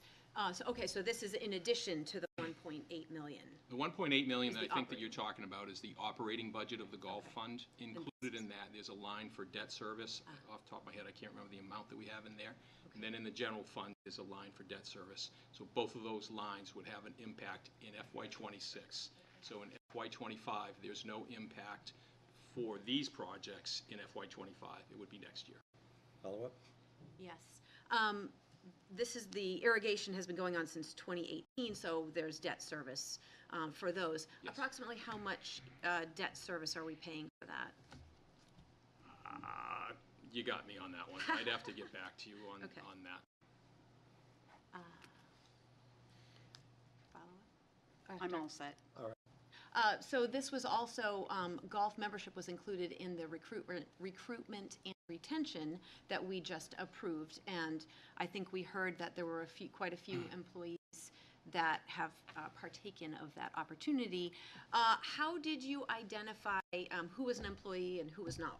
Could you describe that process? Yeah, sure. So we got a list of city employees sent to us from the HR department. And as they chose to come in and register, and we created an account for them, they gave us their IDs, whether they're fire department, general services. We've had about 5 different departments registered. Once they're registered, it's as easy as that. They just check in like everybody else at this point. Nice, thank you for doing All set? that. I just have one. One more? Yes. Okay. I noticed that different schools rely on Beaver Meadow for their golf programs. Bishop Brady, Bow High School, do they contribute a donation or something towards Beaver Meadow? Yeah, they pay user fees. Follow-up? Do they pay a donation, or do they pay anything extra beyond just user fees? No, so it's in our When we budget. get to that. In the operating It's budget. in the it's part of the revenue that we capture. Okay, thank Yep. you. Council Kretovic? Thank you, Your Honor. Mr. Davis, does the Concord Interclub Golf give a donation to the golf course on behalf of the teams that play out of that for the use of equipment during the year? For example, a glove, golf balls, et cetera. Yeah, so Hopkinton, Bow, all the local high schools, Merrimack Valley, all get a donation and portions of that are spent at Beaver Meadow. Yep. Thank you. Any other questions? Council Foot? We talked about use. And could you tell me how many rounds of golf are played at Beaver Meadow Golf Course a year? Approximately 36,000 rounds of golf. So 36,000 rounds of golf are played there. And did I read this correctly? Golf club or the golf course is one of the only revenue neutral recreational opportunities. Doesn't the arena lose money? Most everything we do with recreation loses money. Did I read it correctly, that the golf course actually is somewhat revenue neutral? The golf course is revenue neutral. Actually, we're building a fund balance in the golf course. With that said, there is general fund support for the irrigation project that's been going on for the past 6 years. When you look at most of the other funds, they've all been, when you call it revenue neutral, they've been supporting themselves to the greatest extent at this point, and using some of their fund balance in order to support their operations. I do think that you'll see in some of the other funds, and we'll go over that as we get into the special revenue and enterprise funds, that you'll see that there is going to need to be some general fund support in the future for some of those funds, because the fund balances will be working their way down. In a couple of years from now. It'll be, 2, 3, 4 Follow-up? years. And you should know better than anyone. Councilor Peach. Thank you, Your Honor. Is it fair to say that without these improvements, the golf course would become much less competitive with surrounding golf courses, and as a result, this revenue-neutral situation we're in would greatly suffer? I think that's a fair statement. You know, if you think about what we discussed when the original project was proposed back 7, 8 years ago, it's been, you know, it was on the drawing board for a bit, and then the council gave some approval. And the irrigation system that was in place was some 40 to 45 years old at the time.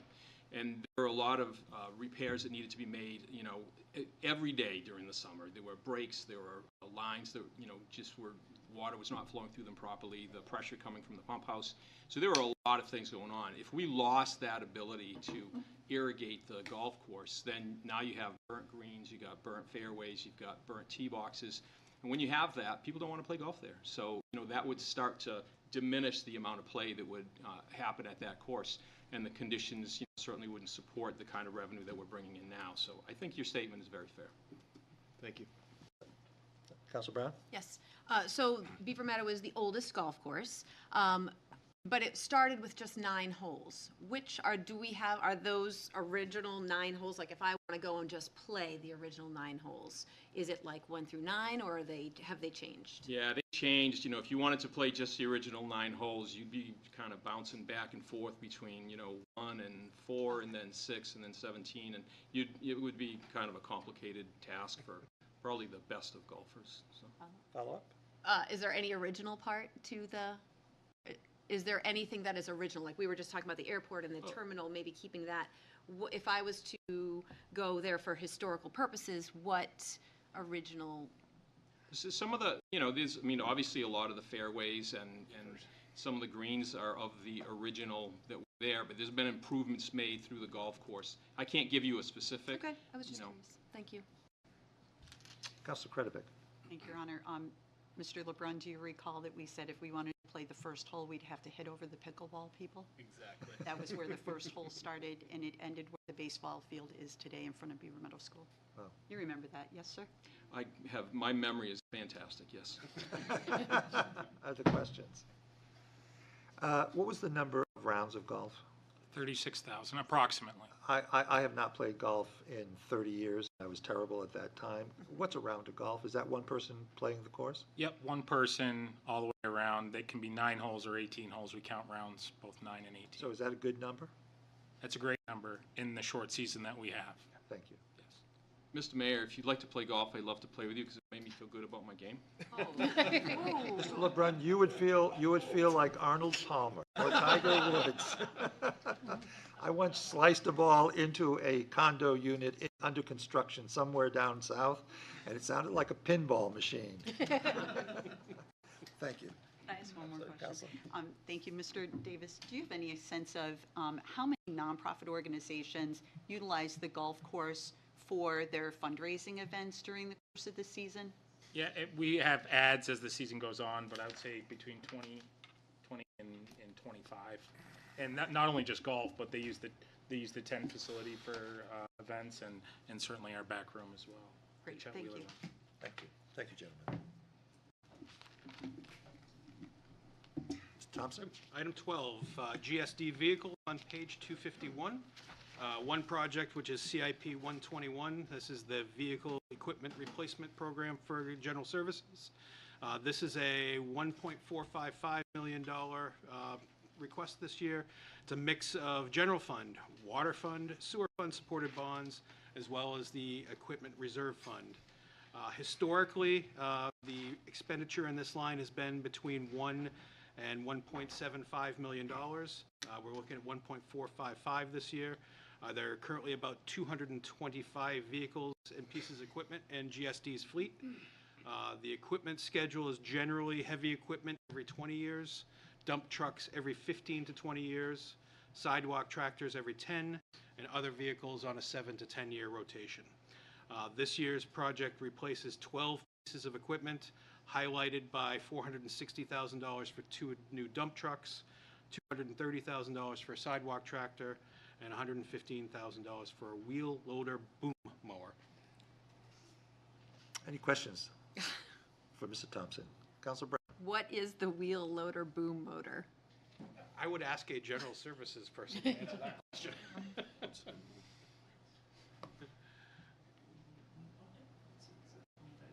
I'm going to guess it has a boom. Roadside mowing.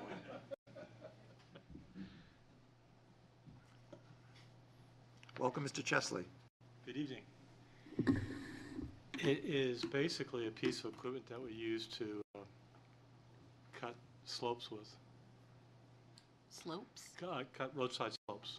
Ah, okay, thank you. Thank you. Any other questions? Mr. Thompson. Moving on, number 13, which is Information Technology and Communications, pages 251 and 252. There are 4 projects totaling $612,000. The first is CIP2, which is the Annual Information Technology Hardware and Software Replacement Program. This is a $250,000 mix of general fund, water fund, and sewer funds. This ranges anywhere over the last 5 years from a low of $268,000 to a high of $330,000. The formula for this was revised in fiscal year 18. The CIP is no longer utilizing golf, parking, or arena funds for this project for IT needs because there's insufficient financial capacity to do so. The water and sewer funds are no longer supporting police and fire IT needs. And the bottom line is that the cost of the general fund is increased and the exact amount varies every year based on what's proposed. For fiscal year 25, we're talking about $250,000. That's broken down into $120,000 for computers, hardware, and monitors, which are typically kept on a 5 to 7 year basis. $20,000 for end-of-life servers, $10,000 for printers, $30,000 for software upgrades, $70,000 for fire apparatus mobile computers. The second project under IT is CIP 477 for library equipment replacement. There's a $24,000 general fund capital transfer to replace the 3 outdoor book bins. Item CIP 525 is the telephone system replacement program, proposing $300,000, $225,000 of a general fund bond, and then $37,500 each from water and sewer funds. That would be to replace the voice over IP telephone system for the city. And CIP 631 is the multifunction copy machine program. There are 24 photocopiers and printers citywide. They're purchased and held for 5 to 7 years. Some do get recycled to lower usage departments and they get held longer than that. There is a $38,000 general fund capital transfer proposed to replace copier printers at the Office of Management and Budget, the General Services Administration facility at the Conf, the Parks and Rec main office, and the library main floor. Questions on CIP? Questions? Seeing none, please move on. Item 14, intersections, which are on pages 252 to 253. 3 projects totaling $810,000. First is CIP 283 for traffic signals and traffic operation improvements. This is $760,000 of general fund bonds. The 5 projects associated in this particular CIP category are the design and construction of the Pleasant Green South Street intersection, the design of the North State Booton and North State Street Pennacook intersection, traffic signal management system upgrades, study of warrants and possible signal removal at the intersection of Pleasant and Spring, and then the installation of new traffic controllers at 3 intersections. CIP 520 is intersection safety improvements. There's a $15,000 highway reserve proposal for the design of the intersection of Washington and Center Streets. Then CIP 661, which is traffic signal grid smart processor replacement. This is $35,000 in general fund bonds to replace those processors at 8 intersections. Those processors control the direction and phases of traffic at signalized intersections. Any questions? Councilor Brown. Yes, just because we're looking at this capital improvement project by category, I don't see the full detail. There has been issues with the intersection at Pine and Center and Washington for years, and I know before COVID that was scheduled to be fixed with traffic calming or whatnot. And I'm not sure where is that in this budget? That is not proposed for fiscal 25, no. Is it, It was not presented to me as part of the, as part of the program from the Department's submissions. okay, I thought it had been. All right, thank you. Okay. Any other questions? Please proceed. Item number 15 is other vehicles, page 254, two projects totaling $390,766. First being CIP 569 for parks and cemeteries small turf equipment. There are currently 16 pieces of equipment utilized by the grounds and cemeteries combined. This would be $110,766 of general fund bonds and general fund closeout funds. $55,000 for the replacement of a truck that was totaled in a FY23 winter storm accident, and then $55,766 to replace a 2009 John Deere utility tractor and attachments for the cemetery. CIP 575 is the annual police vehicle and equipment replacement. This is a proposed $280,000 general fund capital transfer to replace 4 cruisers. This is consistent with the funding level that's been proposed over the last 4 years. There are currently 32 vehicles in the police department fleet. Generally speaking, they utilize these frontline vehicles for 3 years, then unmarked for 2 to 3 more, and they've transitioned to the SUVs over the last several years as automakers have moved away from the sedans, and we typically have been purchasing the Ford products. Questions? Mr. Thompson, the replacement of the truck that was destroyed or totaled in the winter storm accident. Yep. You may not know the answer to this, but General Service, Parks and Rec may, or General Services, was that insured? Is this 55? I mean, I'm trying to kind of jibe the 55,000. Ask Mr. Gill if he may have some additional detail. All right. Mr. Gill?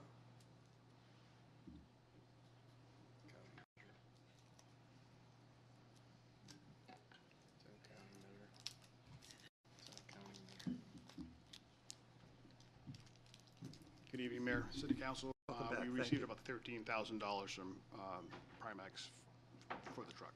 Okay. So this is on top of that to replace it, or?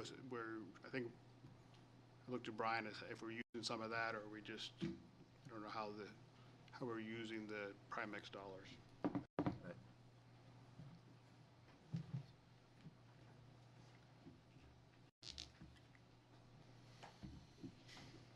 Yeah, generally the way that we try to handle these is, you know, we budget for the, in this case, because it's part of the budget, we'll budget for the amount that we need in excess of the amount that we receive from insurance. So the insurance pays for a portion of it, and then we have to pay for So the 55 is the balance. All right, thank you. Thank you, I appreciate it.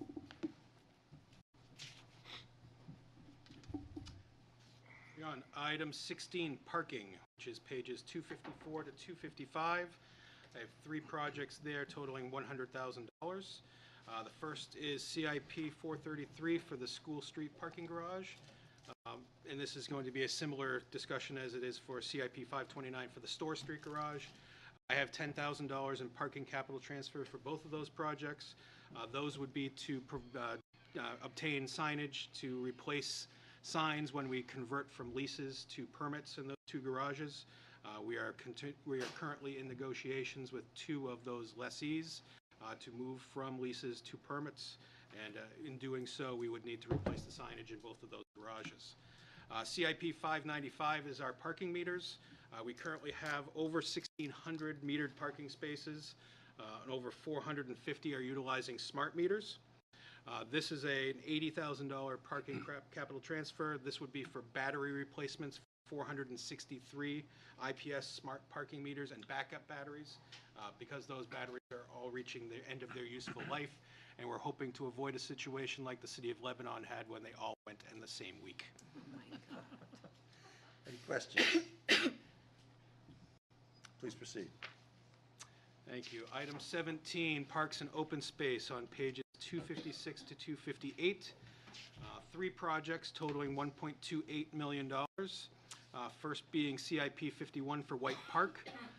There are 2 sub-projects. One is $143,000 of general fund closeout and general fund bonds for a full-depth reconstruction of the basketball court and new fencing, and an additional sub-project of $60,000 general fund bond for the repair of the retaining wall on the north side of the basketball court. CIP 60 is the Kiwanis Waterfront Park. This is an asterisk project depending on donations and grants. This would be $1 million for the construction of the skate park improvements identified by the 2023 Merrimack River Recreation and Open Space Corridor Visioning Charrette. Item C is CIP 360, which is Kimball Park. This is a $15,000 general fund bond for crack sealing, colorizing, and striping of a basketball court. Any questions for Mrs. Thompson? All right, please proceed. Item 18, public buildings. This is pages 258 to 260. 9 projects here totaling just over $4.9 million. First is CIP 63, the citywide recreation facility improvements. The first is $575 roughly of both general fund bonds and general fund closeout funds for the renovation of the Garrison Park pool facility. The determination on pool versus splash pad to be determined by the council at the appropriate time. CIP 65, City Hall renovations, $375,000 in general fund bonds.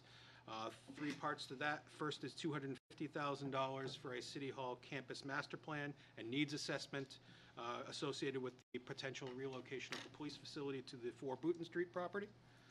$75,000 for City Hall masonry improvements. This would be phase 4 on the south side of City Hall. And then $50,000 for fire alarm upgrades to the City Hall Annex, Green Street Community Center, and the City Auditorium. CIP 252 is fire station improvements. We have $250,000 of general fund bonds for 2 sub-projects here. First, $135,000 for rehab and repair of sewer lines at the Manor, Central, and Broadway stations, and $115,000 for replacing the original heating system at the Heights station. CIP 323 is the COMF improvements. This is a mix of general fund water, sewer, and general donations of $225,000, part of which is asterisked, which I will mention. The first part is $160,000 to replace overhead doors, phases 3 and 4. The asterisk is a $35,000 for conceptual design, architectural, and engineering for the school district bus maintenance facility. That would require additional funding through the school district. And then item 3 is $30,000 for replacement of ceiling tiles throughout the facility. Next, we have CIP 443, which is the Citywide Community Center. The 2 sub-projects to this, we have $35,000 in total for general fund capital transfer and donations. The first being $20,000 for new furniture, tables, and chairs for the facility. And then the asterisk project would be $15,000 in donations for the installation of 2 bocce courts, outdoor ping pong, and cornhole near the Keach Parkside entrance. Nice. CIP 252, police firearms range improvements. There's a $15,000 capital transfer proposed for repairs and replacement of fencing and signage. CIP 551, library maintenance, is $60,000 in general fund bonds for the library auditorium chairlift replacement. CIP 636, electric vehicle charging stations, $75,000 in sewer fund bonds to construct 2 EV charging stations at the sewer plant on Hall Street. And then lastly, CIP 643, which is a little north of $3.3 million in general fund bonds and general fund closeout. 3.1318 of that for the design of the new police facility at 4 Booton Street, and $240,000 for the weatherization of the building and facilities existing at 4 Building Street in the anticipation of that future development for the relocated police station. Thank you, Mr. Thompson. Any questions? Council Fennessy. Thank you. Just had a question regarding 643, the design related to the police headquarters. Is the number that we're budgeting, is that in advance of doing an RFP, or do we have some sort of a contract that this number is based upon? That number is based upon, I believe, the presentation Mr. Walsh gave to you at the meeting where you made the decision to purchase the property. If there's any additional detail he has, I'm sure he can bring that up, but that's my understanding, is that number came from the report that was presented to the council that day. Councilor Brown? Yes. Just asking about the electric vehicle charging station. Is that just for city vehicles? I believe in this case it would be for anticipation of the city fleet converting to some electric vehicles. I believe it was in last year's CIP, there was additional similar funds for the water facility for 2 EV stations. This would be at the sewer facility. Councilor Bredovic? CIP 643, the police headquarters again. The presentation that we had, it was up near $46 million. So what we're doing is taking the design portion plus the purchase of the building plus this $38,370,000, and that's how we're coming up to that $40 million number. Is that correct? Or thereabouts? It's never good when I have to bring a calculator. Yes. It's never good. No, I'm joking. So the report that you received from me back in April, total hard cost of the project, which is site work, building renovations, building additions, asbestos abatement, things of that nature, was $31,617,000. And so we're basically budgeting a little under 10% of that number. We're budgeting $3.13 million for design and permitting activities and other customary activities related to that. So that's how we came up with that number. May I ask a follow-up? Follow-up? Thank you, Your Honor. We've been through this exercise before about the cost of a new facility in our city. These numbers are estimates.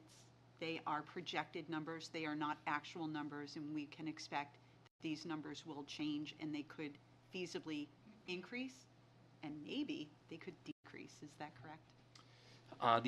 You're correct, these are based on estimates. They are based on the diligence that the city did with an architectural firm to estimate what the cost would be. And those costs are what was baked into the report that you received from me back in April. And we will see how things unfold going forward. But at this point, we think we have reasonable estimates based on where we are in the process. Great, thank you so much. Councilor Brown, did you have another question? I did. It was a follow-up to the EV station. right. And then I'm sorry, I want to flip back just a little bit to the parks. Will those EV charging stations be available for public use? My understanding is where they would be located in the sewer treatment plant. That is not a public use area. All right, okay, thank you. Follow-up? Follow-up. Actually, is that approximately the cost, $75,000 for a couple of EV stations? I'm going to say yes, but again, based on the information that was submitted to me by the department. I think that you asked that question last year. And I think, if memory serves, that the city manager indicated that these are slow charging Not the stations. fast charging. Slow. yeah. Not Okay. fast charging, which are like $380,000 or something? Okay, Okay. follow up. Yes, this is regarding the parks. I apologize. The Monkey Around Playground, that was approved in last year's budget. And we're just waiting for grant money for that to happen? I believe we received the grant money. We allocated the funds last year. Those dollars carry over, Counselor. Thank you for So that, clarifying. it's not in this CIP, but it is an active project that'll be Thank you very completed this year, I believe, right? I'm looking at the city manager for people at home who don't know. I appreciate that. Yes, the Oh, city manager, inclusionary. for those at home, the city manager says this is the inclusionary playground, which will be accessible to children and adults of all capabilities. There was a presentation on that, I want to say, about 3 months ago to the Yeah, council. yes. there was. Thank you. Thank you. Any other questions? All right, thank you, Mr. I'm sorry, Counselor Schlosser. So I'd like to ask a question about 252 fire station improvements. That, I think you've budgeted $250,000 this year for a couple improvements. A couple years ago, we had a study that showed that the fire stations were in poor condition. And actually, the statement, they're in poor condition, and the living conditions were poor. The places where the fire personnel have to sleep and live. What's the plan, or how's the assessment to include the maintenance and upkeep of the fire stations in our capital plan? How does that go? If you were to look at the capital improvement plan for the full 10-year program, Yep. you're going to find some significant dollars in there for significant facility improvements in the out years. May I Follow up. So in 5 years, we're going to spend another $350,000. This was for, this year it was for a sewer line. These and, particular, heating, I think a heating this system. is for repairs to sewer at Yeah. Manor, Central, and Broadway, and then 115 for the heating system at the Heights. And then, And I'm trying to find in my spreadsheet here the dollars. 83. excuse me, 83? 583. 583, thank you.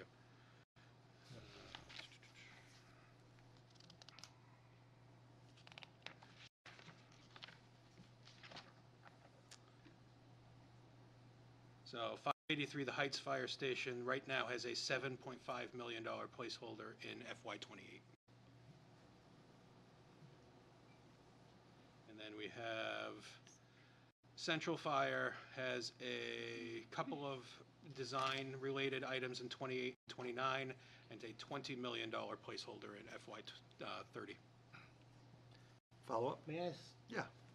A procedural question. So if the city council were to believe that the plan to maintain the fire stations was inadequate as presented by the city manager, what would be the process whereby we would develop an alternative proposal for the budget? How does that work?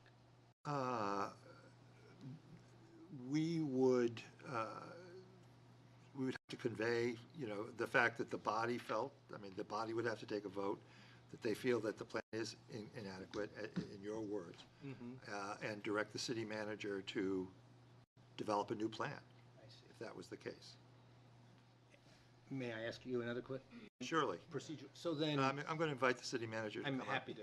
So glad you're So asking. when does that conversation happen? Does it happen now when this capital budget item is discussed, or another time when we deliberate on the potential approval or changes to the budget? How does that work? Mr. Or City what do Manager, do you want to suggest? respond to that? Well, you do it, for this year, what you're voting on when you vote on for the budget for this year, you're just voting on the current capital year. In the past, sometimes you've had work sessions where you've done the out years of the capital budget. So if I look at, but you should know that all the improvements here comes from the fire department. So I don't go around coming up with numbers. Right. These are all fire department generated numbers. So if you ask the fire department, they're going to give you these same numbers that you have in the budget right here. So, for example, CIP 583 in fiscal year '28 is $7.5 million. Also, there's 594 is 150,000 next year, 3 million in 2028, 2 million in 2029, 20 million in 2030. More than enough money to handle it. The question is, what years do you want those in? So what happens is when you look at when you take a vote on the budget, you can always take projects that I'm recommending in fiscal year '25, move them out to fiscal year 2030, or eliminate them altogether, or take something else that's out in, say if you looked at a new fire station that you said, okay, we want to replace the one up on Loudon Road right now, or we're going to add one. You just move that one forward. We could adjust the numbers slightly, maybe, because some of these are prorated out a little bit in terms of cost. And so maybe it's not 20 million, maybe it's 17 million. And you just move that into the year that you think is appropriate. I see. And then we could say, you'd probably say, okay, so we have I'm looking at, let's say if you looked at 594, 594, you got 2 million in 2029, 20 million in 2030, so it's probably the design money the year before the construction, very much like you're doing with the police department. So you'd probably, so for this year, you might want to say, okay, I'm just making this all up. $2 million for this year for the design of the new station, $20 million for the construction the following year. That's all you'd have to do. So it's really just moving these around, unless you said, no, we're going to go completely different from what the fire department is recommending, because these are their numbers. These are what they told us they need. Just following up on the city manager's comments, looking at the detail for the new central fire station, 26, there's $150,000 program for site evaluation and design. 2028, there's property acquisition. 2029 is design and permitting, and then 2030 is construction and furnishing. So generally what happens is with these type of size of projects, you have to make a determination in terms of what the priorities are. So to put on, you could put a replacing of Central Fire Station or Broadway, whatever you want to be, but also at the same time take a look at what does this mean for a new library or a library addition? What does this mean for a new police station? What does this mean for anything else? And then you prioritize them. Great. My recommendation is the police department for this year. Yeah. If you want to add in another $20 million, okay, Make it 22, because we need money for the design, too. So. Ideally, in doing capital planning like this, the new project should be programmed in the out years and make their way forward as you go through time. Unfortunately, reality is that things come up, emergencies take place, unforeseen things happen, so things get programmed in different years. But ideally, when doing capital budgeting, you want to program the out years and have projects proceed through the process. Counselor. My concern is that we're not spending enough on maintenance. So we may need a new central fire station or new heights, and these are very old, 40-year-old buildings in many cases. My concern is, are we spending enough, and are we supporting the fire department in their work of maintaining the fire stations? And obviously, they're coming forward with their best information to make the proposal. Yeah. But we have in the city building engineers and experts in this business. Are we as a city supporting them? They're firefighters, and we appreciate their work. And that's the question. Are we supporting them in their efforts to maintain their buildings and propose whatever capital improvements or maintenance they The approach the council has taken regarding, particularly, I'll use the fire department as an example. You want to make sure you have the best quality firefighters you have, which you do. You want to make sure they're the best trained in the state, they are. You want to make sure you have the best fleet vehicles in the state of New England, they are. Then the buildings after that. So if they can't get to the fire, and when they get there, the equipment doesn't work, or they don't know what they're doing, and there's not enough of them, you don't have any of those problems like most communities have. You're all set there. Now the question is the buildings. And that's where, and I think the issue that you're dealing with, it's a good topic for you to bring up, is for many, many, many years, the city did not focus on buildings. I have been trying to, since I've been manager, bring that focus back on buildings. You can see the repairs of the buildings, the repointing of the bricks, the repairs to the community center. I mean, the fact that until 2018, the city of Concord did not have a community center and had not had one for hundreds of years is ridiculous. So you've got a lot of things in front of you to take care of. Thank you. You're welcome. Thank you. Mr. City Manager, may I ask you a question? Were there any significant repairs, renovations for any of the firehouses that were proposed by the department that were declined or not put in this budget? I could take a look at the, if you look at the program change requests back in the appendix. I'm looking at it right now, and you can see so many of the fire departments were funded beyond many of the other departments. They received a tremendous amount of funds because they asked for a tremendous amount of funds because they really did need them. So I recommend that they be funded. Right. But there could be ones in there that you may want to pull out and say, could we add another several thousands of dollars to do something important to? But I thought, everything from the air conditioning to making sure the toilets work. We don't want this to become Beaver Meadow Golf Course. Right. Thank you. Thank you.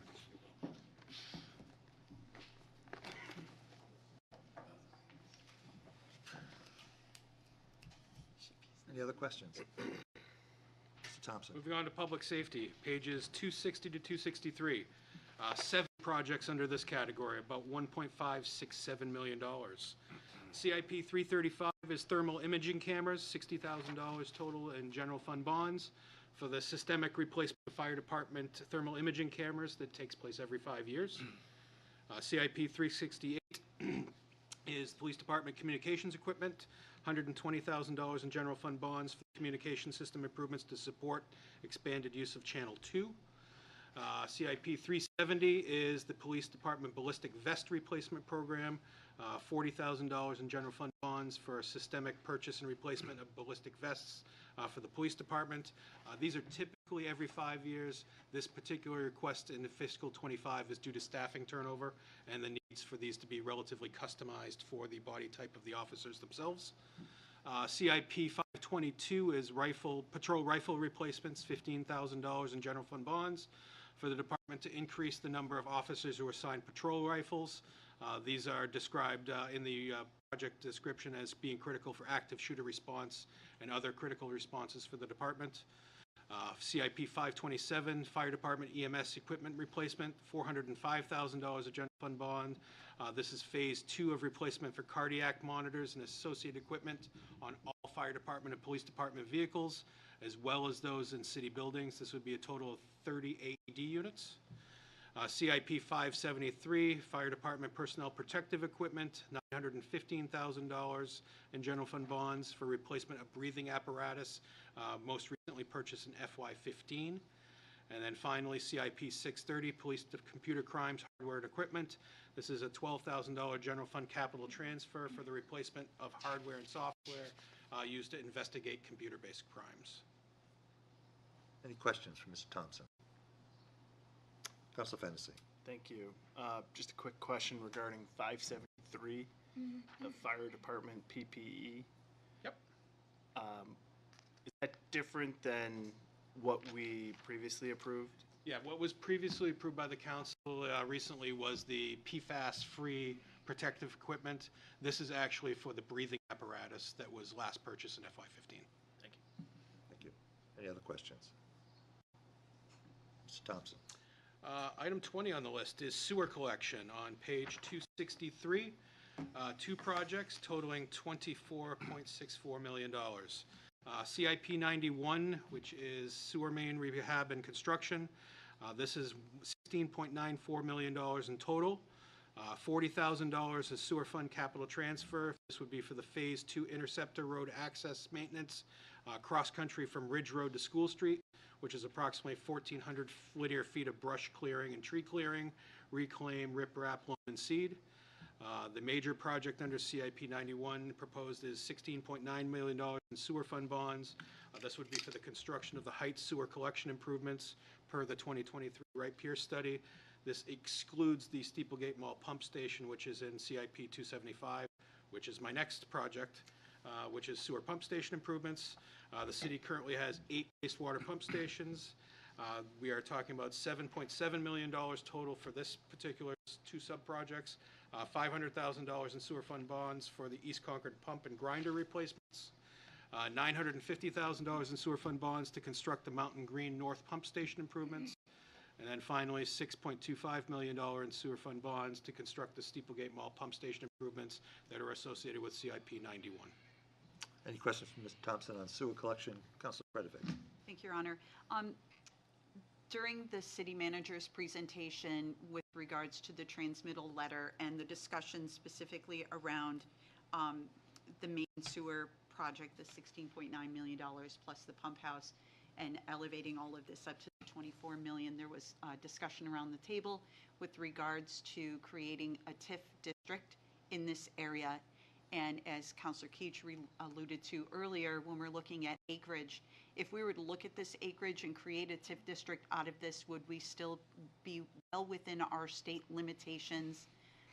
Or is this feasible that we could create a TIF district from these projects or for these The projects? geography of the TIF district would need to be determined. There's some crafting involved with that to make sure that you're capturing property that's going to see an increase in value, because that increment is the key for making sure that a TIF district is successful. But yes, there's certainly sufficient capacity within the statutory limits for a TIF district to be potentially created to do some of that work. Thank you.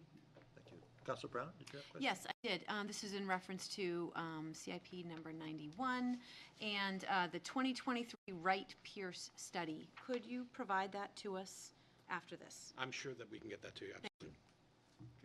Any other questions? All right, Mr. Thompson, sidewalks, and streetscapes? Actually, sewer treatment. Oh, is it? Sewer Yes, treatment. item Oh, 21, sewer my treatment. thumb was on it, I'm sorry.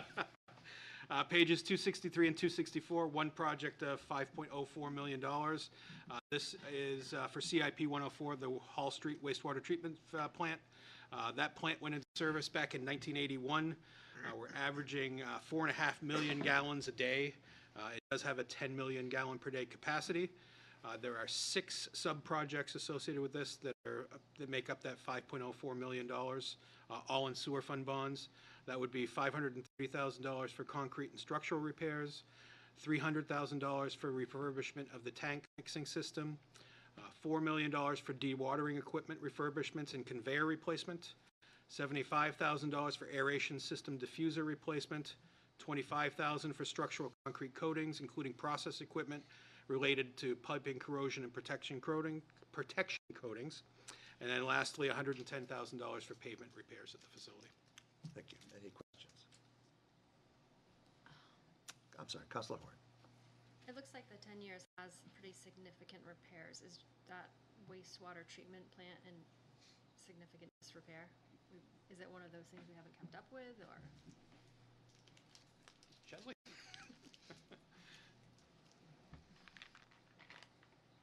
I can only speak that as a longtime South End resident who grew up in that neighborhood, you don't smell it nearly as much as you used to when I was a kid.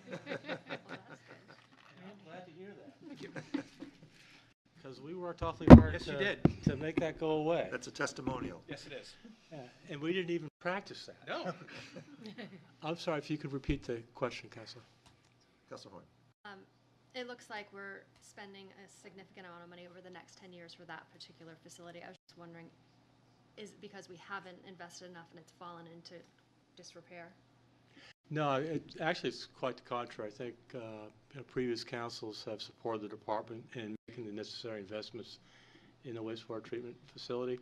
The one thing I shared with them when the original council built that wastewater treatment facility, the city only had to pay 5 cents on every dollar that you spent. But now that you own it, and after 40 years and all that equipment starts to wear out, you now have to pay $1 on every dollar that you spend. So that's kind of the where we are, along with everybody else in the business. It's absolutely important to continue that investment. It is, and you heard some of the descriptions that we talked about here. It is by nature a very corrosive environment. Things that they're built out of concrete, so we're always refurbishing concrete, coating concrete.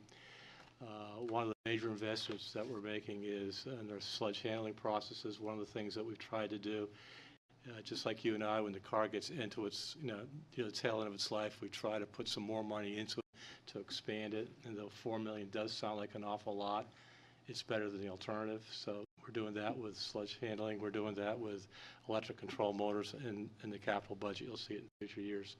But it is something, as the proud owner of 2 wastewater treatment plants, we need to continue to invest in them to make sure they continue to operate. And the other thing future councils will probably realize is when they were originally built, they had to operate to certain criteria as far as permitting.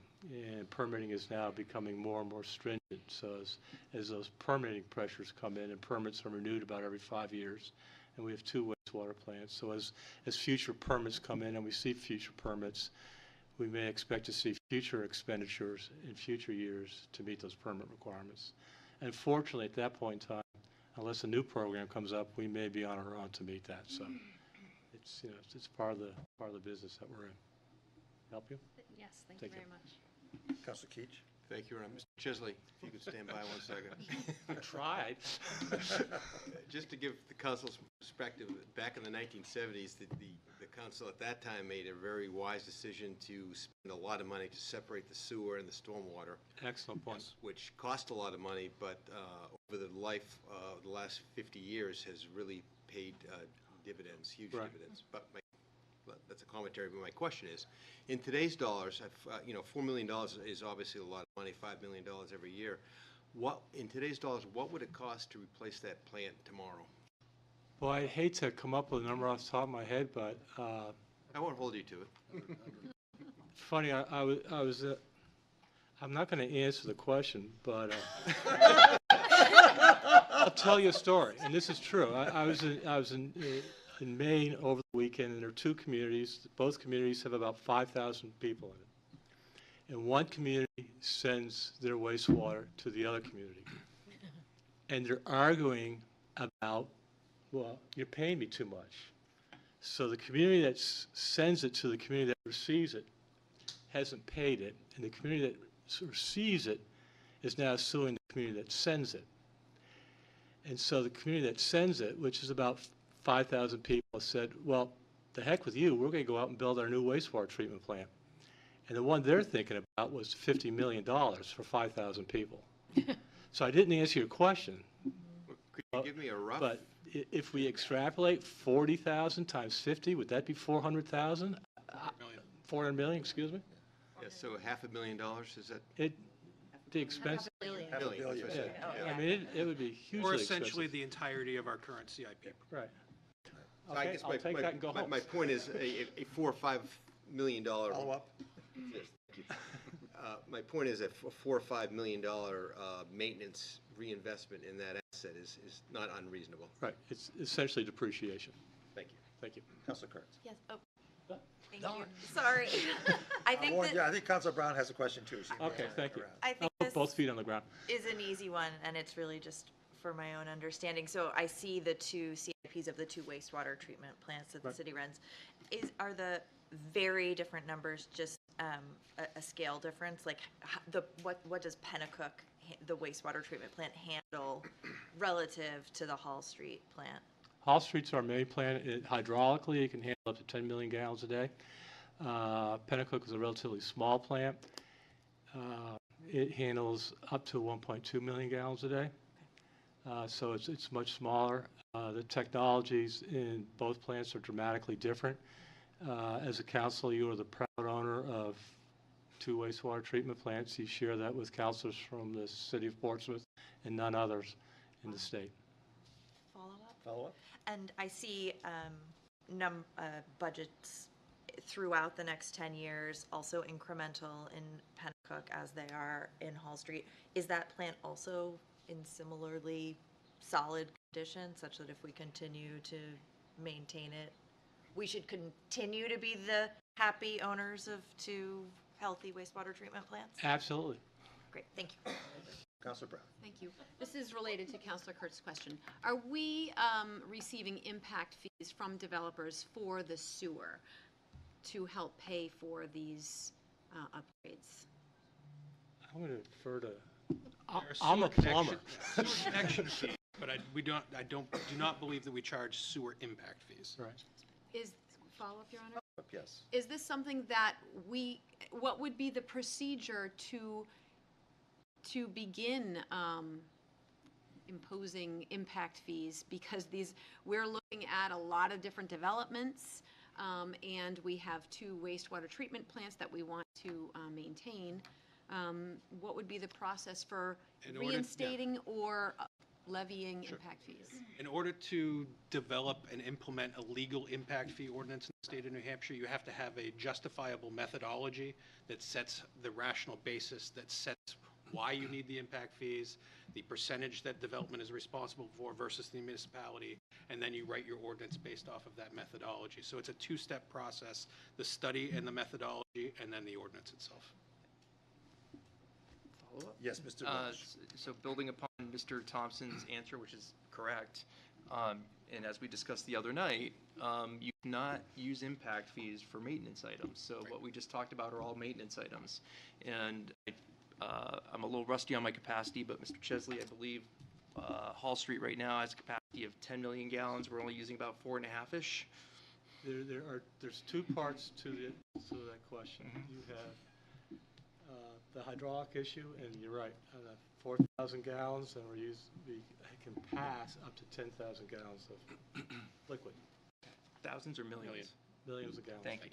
So, there's a capacity issue there, and there's ample capacity to serve development.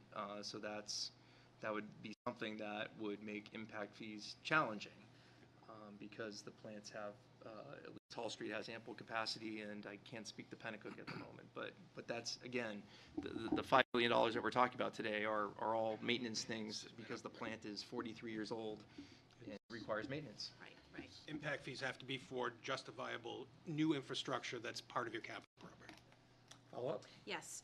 Going back just a little bit to item number 275, the Steeplegate Pump Station improvements, how much money is being contributed, or are we requiring of the developers of the mall project for the pump station? So presently, the mall project is not submitted anything. They have gone to the Zoning Board of Adjustment. They have had a preliminary development consultation with the Planning Board. They have not submitted any applications to the Planning Board.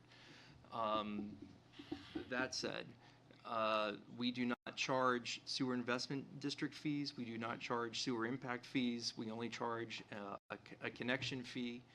And I think we'll leave it at that for the moment.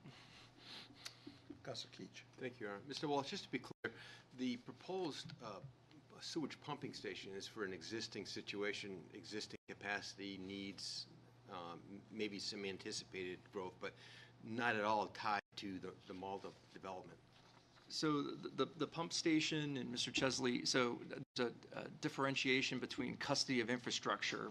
General Services maintains pump stations, engineering maintains pipes. So my understanding of the status of the pump station, and Mr. Bezanson's here as well, the city engineer can help us with this. But my understanding is that the pump station is essentially at the mall, which was built in 1989, 1990, is reaching capacity. And therefore, in order to continue to serve what's currently out there and what may come along in the future, a new pump station, as well as contemplated in CIP 275, as well as the pipe improvements that are contemplated in CIP 91, must be done in order to serve existing development that's out there, as well as future development that may come along. Thank you. Yep. Any other questions? Seeing none, thank you, gentlemen. Yep. Is Next, it now time for 22, sidewalks? Sidewalks and streetscapes, page 264. Two projects totaling $231,000. CIP 17, sidewalk, bikeway, streetscape improvements. This is $10,000 in general fund bonds. This would be for sidewalk and crosswalk design for North Main Street at Stores and Booton.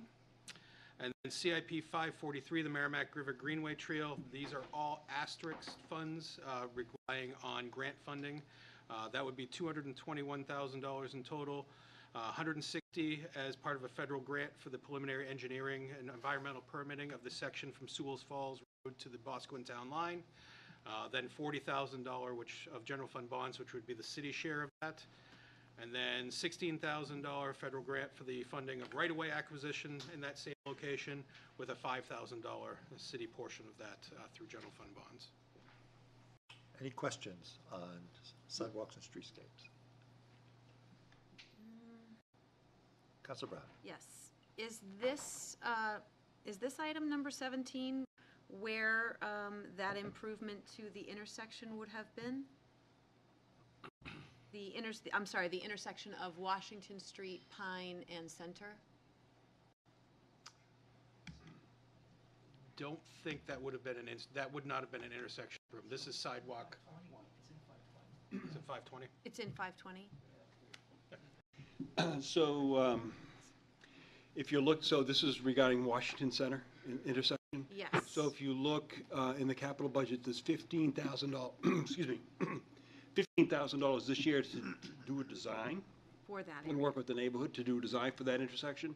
And then the idea is next year, if the council approves it, and we're looking at the way things are, to have the money in there to actually do the improvements to that intersection. I'm sorry. Follow up. City Manager, I apologize for, can you point me, where would I find that in the budget? Do you have the CIP open? Page 252 to 253. Okay.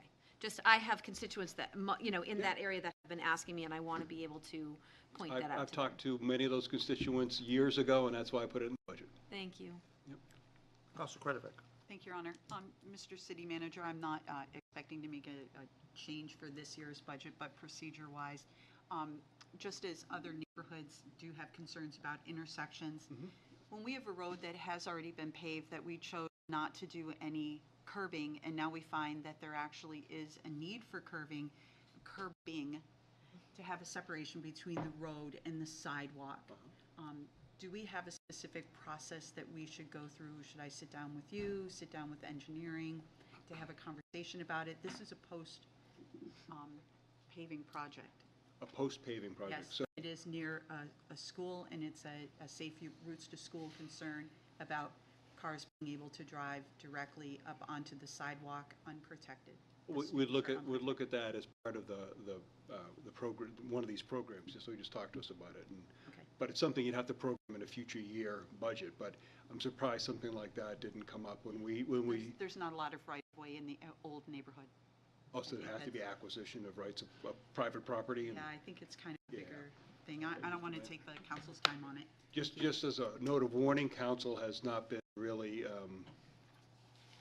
hot, you just, so to speak, on acquisition of right-of-way if people don't want to give that right-of-way. So we can legally do it, but I think we need to council protect. has not. I think we need to protect children. Definitely becomes adversarial if you do. Yep. Yep. Thank you, I don't want to take the time. Council Thank you. Brownie, you got it? No, I, yeah, Uh, I can't. Do you have the budget up itself? On the I, Go to I page- have our sections, I have where we're supposed to be tonight. Yeah, Okay. it's on there. Which one do I go to? Capital Improvement Program. I'm sorry, you gave us the page number. and- That's I know, page 252, but I- 253, CIP 520. Mr. Mayor, can you indulge I me? found it. Absolutely. Interest, No, that wasn't the right page. So. This see is you there, detail, right? or I am there. So if you were to, if you go to, no, detail works, right? Oh. But now you have to go 500 pages. Oh, Yeah, give me a minute here. It's page 468. Thank you. oh, not, okay. and it's Yeah, when you get- 252 in the document. When you right, get I'm there, sorry. you get there, look, this is what you'll 467. see, this is what you'll see. That's- $15,000 for the design. Thank you. 150 That is for construction. exactly what I was Okay. looking for. 467. I appreciate that. Thank you You're very, very much.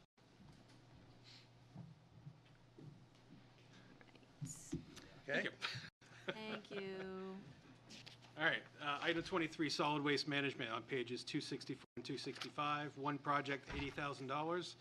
CIP 447, landfill soil vapor extraction system. This is $80,000 of solid waste fund bonds for the replacement of the original 1995 blower building and associated equipment proposed with the proposed solar venting at Old Turnpike Road landfill. Questions? Please proceed. 24, storm sewer, we have two projects totaling 1.04 million. The first is Asterix funds at CIP 83, stormwater improvements. This would be a collaboration between the city, the property owner at Wind Waste, and potentially a developer and other property owner contributions. This would be $500,000 for the design of the partially collapsed Burnham Brook culvert under the future extension of Whitley Road. This is pending a feasibility study. The culvert's currently owned by Wind Waste. The culvert is supporting a city water main as well as water infrastructure for Wind Waste waste-to-energy facility. We're contemplating a potential public-private partnership to replace that culvert in a manner that furthers both the city's and Wind Waste's respective goals. Those costs are ongoing currently. We're currently broken down in the pro forma for the Pennacook Village TIF of $235,000 of water fund bonds, asterisked, $165,000 in donations, developer or property owner contributions, also asterisks, and $100,000 of Pennacook Village TIF funds, asterisks, until we have that agreement in place. CIP 647, inflow and infiltration removal. This is $540,000, half general fund bond, half sewer fund bond, to separate the Cross Street and Pennacook Street stormwater catch basins from the sanitary sewer system. Any questions? Seeing none, please proceed. Item 25 is street corridor improvements on pages 266 and 267. Two projects totaling a little more than $385,000. First is CIP 36 for Manchester Street Route 3 South. This would be $280,000 in state funding, $44,000 in general fund, and a little more than $26,000 in general fund closeout for relocating private business signs to accommodate utility relocation within that corridor. Then we have CIP 663, the I-93 Exit 13 Gateway funded improvements. This is a new project to the CIP this year. This is proposing $35,000 in general fund bonds for the cleanup of the landscape bed areas at Exit 13 Manchester Street to improve the appearance and deter unwanted activities. It also would include removal of dead and dying vegetation, removal of invasive species weeds, pruning and the remaining vegetation for health and aesthetics, adding mulch, and doing some routine maintenance. This would maintain the city and state of New Hampshire's investment in the interchange improvements that were done for part of 93. It's also part of a maintenance agreement that the city and the state had when the interchange was built. Thank you. Any questions on street corridor improvements? Councilor Fennessy. Thank you. I've had a number of people ask me, and I think particularly with the focus on trying to do improvements at the airport, when are we finally going to make improvements to Manchester Street? I see we've got it in the out years in 2027. Is the reason why we're waiting on that because of waiting to see what's going to happen with the I-93 expansion? Generally speaking, yes, that coordination of those two projects is integral, and it's the state's calendar process is kind of dictating how it works with the Manchester Street portion of that project. Thank you. Great. Any other questions? Please proceed. Item 26 on page 267, street rehab. We have one project of 2.861 million. This is CIP 78, or the Annual Highway Improvement Program. And bear with me as I go through about a page and a half on this one. The city has about 220 plus or minus miles of roadway, 116 miles of sidewalks, 92 plowed and 24 not plowed for the sidewalks. Those numbers as of 2022, so those numbers are actually a little bit more than that today. This is a proposal of using $2.861 million of highway reserve funds, slightly down from the $3.12 million in FY24. The city has expanded its annual investment in paving significantly since fiscal year 17, ranging from $1.475 million investment in fiscal 17 to over $3 million last year and almost $3 million this proposed year in fiscal 25. There are three typical repair techniques that General Services uses. A maintenance overlay, which is a shim overlay of a recently paved road. A cold plane and overlay, which is a grind off the pavement, the groove it, and then repave it, which is usually used when the road base is in typically good condition. And then we have a reclaim, which is essentially a rototill of the roadway. You obliterate the pavement, churn over the roadbed, mixed in the old pavement, then you grade and compact the rework roadbed and repave. The city also revised the sidewalk paving policy in fiscal 24 that we rebuild sidewalks when we're reclaiming or overlaying a street. Previously, it was only done when we were reclaiming streets. It's a more holistic approach, looking at not just curb to curb, but right-of-way line to right-of-way line. And it leaves the entire street in the best condition possible as we move forward. We're looking at $100,000 of drainage improvements as part of CIP 78, $100,000 for pavement preservation and crack sealing, $25,000 for emergency overlays, $113,000 for sidewalk on those cold plane and overlay, shim overlay streets, and then $2.523 million for overlays and reconstruction, which includes 16 streets in total, the map of which you can find in the CIP detail. Any questions on street rehabilitation? Probably one of the more important things that we do. Councilor Schultz. Thank you, Mr. Mayor. Dumb question. There are no dumb questions. I beg to differ. You gave so much good detail about item 78. Why not include more of that breakdown in what we see in this part of the budget? I mean, I'm not saying that I need that. That's a lot of money, and you did a great job enumerating what it all is. Why not include that in what we have? I guess it's just a basic question. The CIP book itself, if you were to go into the details in the latter part of the book, will give you a list of every street that's proposed to be done. I can go through the list. I have it here, but it's 16 streets. It's under project detail under that CIP. Thank you. Okay. Number 327. The CIP in total is over 326 pages. It gives you a detail of everything in each of the projects. Right. Thank you. It'll I also have a appreciate map that. in there of the streets so that you can see where it's impacted. I'm glad I asked. Thank you. Any other questions? Councilor Brown. Yes. These, typically, we will see the roads, we'll see the roads that are projected to be renovated, improved, a year out. How did you determine which of these, which roads this year? Because I don't remember seeing this list last year. This list was generated by General Services in terms of their submission to the project, and they basically listed the streets that they believe that their funding can accomplish this year. Follow up? Oh, yes, thank you. Was this based on the ranking of streets that I think? The list that you see this year is the same list essentially that was in last year's budget. So if you look at the fiscal year 24 budget, it lists fiscal year 24 and anticipated fiscal year 25, but things change. So for example, do you remember when we came in and said, hey, we have to hold off on Pembroke Road because we have some sewer work to do out there, so we grabbed the 3 extra streets up in Ward 10, did those, and then I'm gonna just essentially flip those around.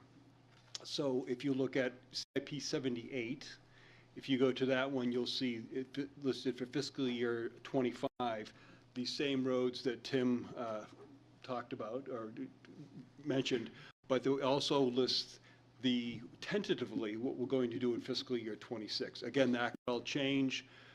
You may decide not to put you may decide to put more money, less money. Remember, in the last 2 years also, you've gotten large sections of money from the state for highway block grants, so you were able to move roads up. So it's very flexible. But you list them out there, so for a number of reasons. One, so we can do some drainage work and improvements out there. What we're going to do, we make sure all the utilities and water, wastewater lines are put in place. Because once you pave them, then we put a 5-year moratorium so they can't be disturbed after that. So if you get to CIP 78, you'll notice this year's and that idea of what next year's will be, but those next year ones aren't guaranteed. Those are not guaranteed, okay. And it's a 5-year? 2 year. 2 years. The CIP detail will cover a 2-year period every year. You used to cover many more years, but it was so variable when you get out there. What you found, your constituents were coming to you and say, hey, 5 years ago you said you were going to do my road, and it turns out that no, we can't do that now because 3 other things happened, or that somebody wasn't listed on there and their road disappeared in a flood, and then you had to go back and fix that and switch things around. So City Council decided we're going to list out 2 years. Follow up? So, thank you. So with the heavy rains that we've been having, and really doing some serious damage in some of our older roads, they could potentially be in 2026. If you ask General Services, they'll tell you there's 3 important things about roads: drainage, drainage, drainage. And depending on where that water is, what's happening with those roads, that's generally what impacts us doing those roads. But other opportunities come along. Sometimes there's federal or state money that comes along. Sometimes a developer can be enticed to do some work. There's improvements that come along with certain things. Sometimes you decide you want to add sidewalks, and therefore you will delay something so and General Service will go out and do a analysis of roads every 2 years. Okay. So every 2 years we'll take a look again. Is that list correct? Should that be there? Thank you. Also, what happens too is the pricing on things changes dramatically from year to year on paving. So you thought you could have done 10 roads this coming year, maybe you can only do 8, but maybe you can do 11. So it has to be that flexible. Thank you. Councilor Kretovic. Thank you, Your Honor. Mr. City Manager, the other day you were talking about the anticipated life that we get out of pavement on the roads, and you were saying that it could be anywhere from 20 years to 25 years. The project that you just talked about up in Ward 10, where we were able to add the 3 roads, I happened to look at the age of those, and some of those were 35 to 42 years old. Isn't it true that there's a lot of factors that take into consideration how long a road is going to last, how shaded it is, how much moisture is there around it? Bog Road doesn't last 20 years, but there are other roads that do because of the condition. Is that true that you couldn't really come up with a number that says this is the average, this is what you should do? Every neighborhood, every area is different? That's correct. It depends on how much traffic you have. If all of a sudden traffic patterns change because there's more development in an area, because of certain activity that goes on, that pounds on the road. Depends on the type of traffic that's on there. So it is very variable. And Tim will tell you. I mean, Underlying soil conditions is even probably one of the bigger factors in the length of time for roads. Thank you for And of course, as you know, Bog Road's a floating road. Bog so Road. It's a reason why it does what it does. So, Bog Road. But then again, you'll recall when you received, I think it was about $900,000 from the state for an additional aid that came in through the highway block grant. You decided you did one project with that, Bog Road. Bog Road. That was it. So you could have done a whole bunch of other roads with that, but you said, okay, it's Bog Road's time, and you jumped that up and took care of it. And we're gonna be out doing Bog Road again this year, As an overlay. as an overlay. Thank you. Any other questions? All right, seeing none. I will just mention that for anyone who's waiting to testify during the public hearing portion of this meeting, we are in the home stretch. Yes, we are. Item 27, streets new construction, no projects in FY '25. Item 28, water distribution system. On page 268, we have two projects totaling $950,000. First is CIP 84, water main cleaning and lining. That is $550,000 of water fund bonds for designing and lining approximately 2,800 linear feet of 10-inch water main on School Street from Rum Hill Road to Westbourne. And then we have CIP 244, the water meter replacement program.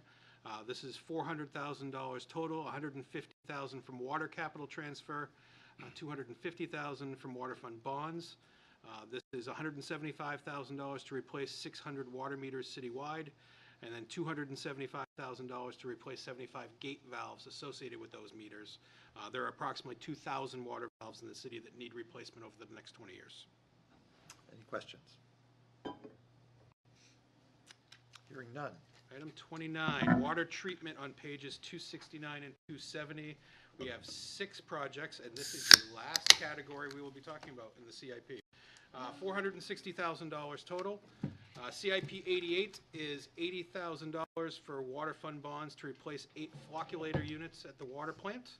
CIP 124 is the water system SCADA improvements. SCADA is supervisory control and data acquisition software, which I learned when I put this presentation together. It helps to operate the water plant and monitor the plant operations. This is $30,000 in water fund capital transfers for routine equipment and software upgrades. CIP 321, which is the water system master plan and implementation.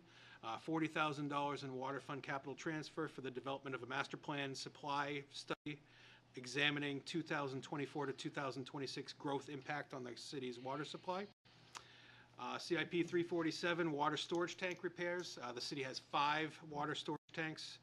This is $40,000 of water fund bonds for cleaning, crack sealing, and valve refurbishment at the Snow Pond tank. CIP 372 is water pump system improvements. The city has 3 water pump stations, part of the distribution system. There's $100,000 of water fund bonds for designing a booster station improvements to the area northwest of Portsmouth Street per phase 3 of the water master plan, and then $80,000 in water funds for land acquisition for that booster station improvement, again, per that phase 3 of the water master plan. And then lastly, CIP 482, $90,000 in water fund bonds for the water system asset management for implementation of the asset management strategy, including acquisition of equipment and software. Thank you. Any questions on water treatment? Seeing I am none. pleased to say that that concludes the capital budget for fiscal year '25. Thank you. Well done, thank you. Not bad for the first time. Thank you.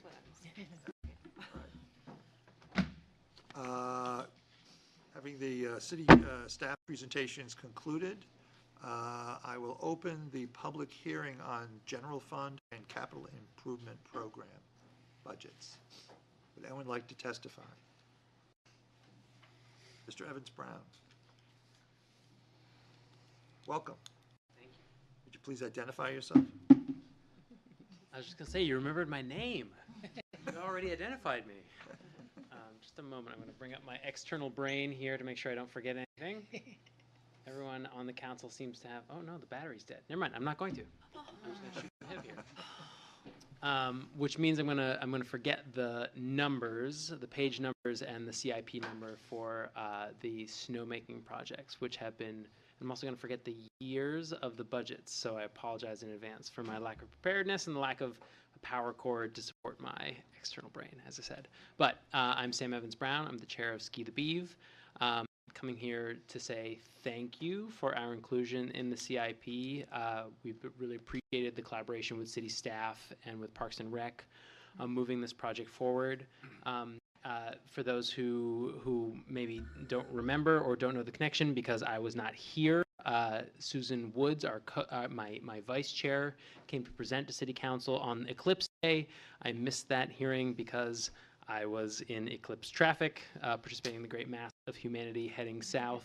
There really is no change in the message that we're hoping to bring tonight. We really do appreciate everything that, all the engagement from the city. We still think that the city has a unique opportunity to build a venue that will be a regional asset that will similarly attract skiers from, I think, as far south as Boston, to come to ski here, who are looking for a closer place to go ski than Waterville Valley on, for instance, a weeknight. And that in order to make that happen, really what we need is snowmaking. Still, the message is that what we need is collaboration from the city in order to scope out the project so that we can identify exactly what the costs are going to be, so that we, as a sort of friends of type organization, can go out and fundraise to bring in those dollars to make this project happen, so that the capital cost will not be on the city. So I will note that in the CIP, the item is funded by donation, so there is no impact to the city budget, and that is exactly how we envision this working out. The one comment that I will make, which will perhaps give my friend Dave Gill in the back a little bit of heartburn, is that we're concerned that this is being pushed out later into the budgeting process, which we're concerned sends a signal that this is a project that's being put onto the back burner, and means that we will not have active engagement from city staff to figure out the scope of the project that will then allow us to go out to donors, that will then allow us to bring in the dollars that will allow us this project to happen. So I personally think that a lot of work can get done over the course of the summer. There's a couple key things that need to be figured out. We need to figure out the volume of the irrigation pond, which we believe lies in documents that the city already has somewhere, involved in, related to dredging the pond, the last time the pond was dredged. And then from there, once we know the volume of the pond, we can go out and talk to some snowmaking companies and say, hey, if we were to do a very bare bones snowmaking setup, the type that Susan laid out in her presentation, what would the cost of that be? Once we have sort of a top line cost number, then we can start engaging with philanthropic dollars, which I know the city has been burned in the past by folks who have tried to raise funds for projects. I would argue that this project is fundamentally different because of the fact that this would be a regional facility. There really is no public cross-country skiing facility with snowmaking in striking distance of a major metropolitan area like Concord would be. So just for consideration, there would be no impact on the actual taxpayers of the city of Concord if this item was brought closer to present day. And it would signal to folks that, hey, time to get working on this. So that's my comment. Any questions? Councilor Horn. Just to be clear, so we have it listed as golf course winter recreational improvements, $350,000 in 2027, and you want to move it up to 2025, but it's donations that That's correct. You have. That is all correct, yes. Thank you. And I believe that number is arrived at by rolling together cost of lights, which is part of our vision, is that it gets dark early in the winter, and having a lighted facility makes it much more attractive to professionals who get out of work and they want, they're downtown Concord, they want to run up the road to Beaver Meadow and get in a ski after work. And so I believe that number was arrived at by rolling together a $250,000 line item from the previous budget and a $100,000 item that was for lighting into a single winter improvement line item. Councilor Kretovic. Thank you, Your Honor.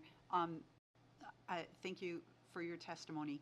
I think sometimes our city manager looks at not only what the costs are going to be regardless of where the source is, they're also looking at what is already the heavy lift that's on our staff currently.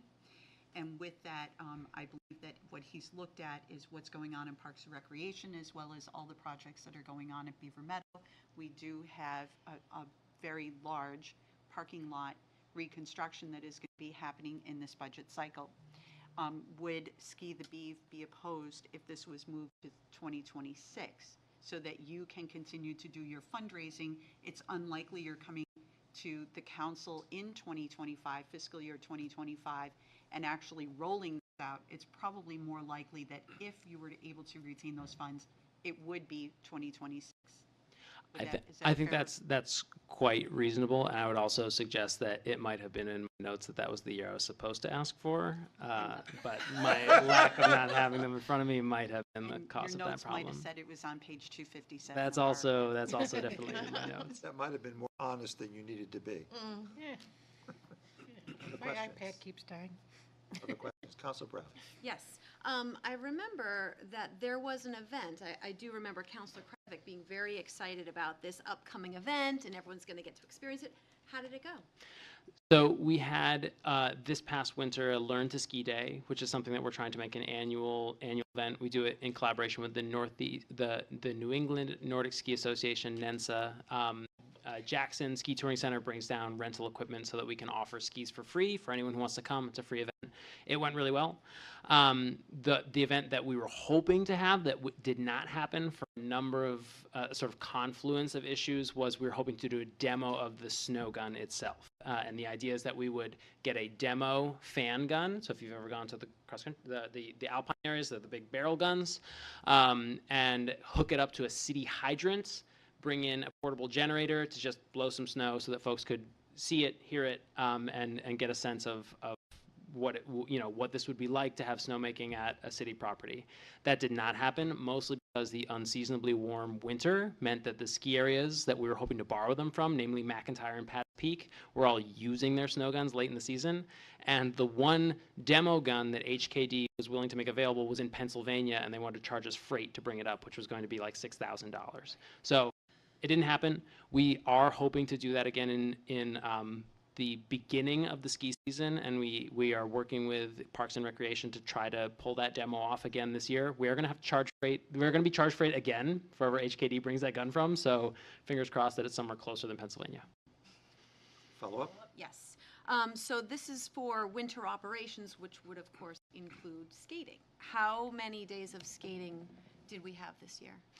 I do not know the answer to that question. I would welcome Parks and Rec to answer it. I will say that generally speaking, we are having fewer and fewer cold days, and that's really the problem that we're starting to see. And I will say that I personally, in my personal and professional life, work on climate change as an issue, and so there are, this is perhaps a tangent, but some might ask, why do you want to use a lot of energy to make snow if climate change is the thing that you work on? And part of it is because that in my personal life as a ski coach, I have seen the degree to which getting outside every day on snow for skiers really galvanizes kids and makes them understand the degree to which this is real and happening and something that they have to worry about. And I've seen the same thing, frankly, in anybody who gets outside every day.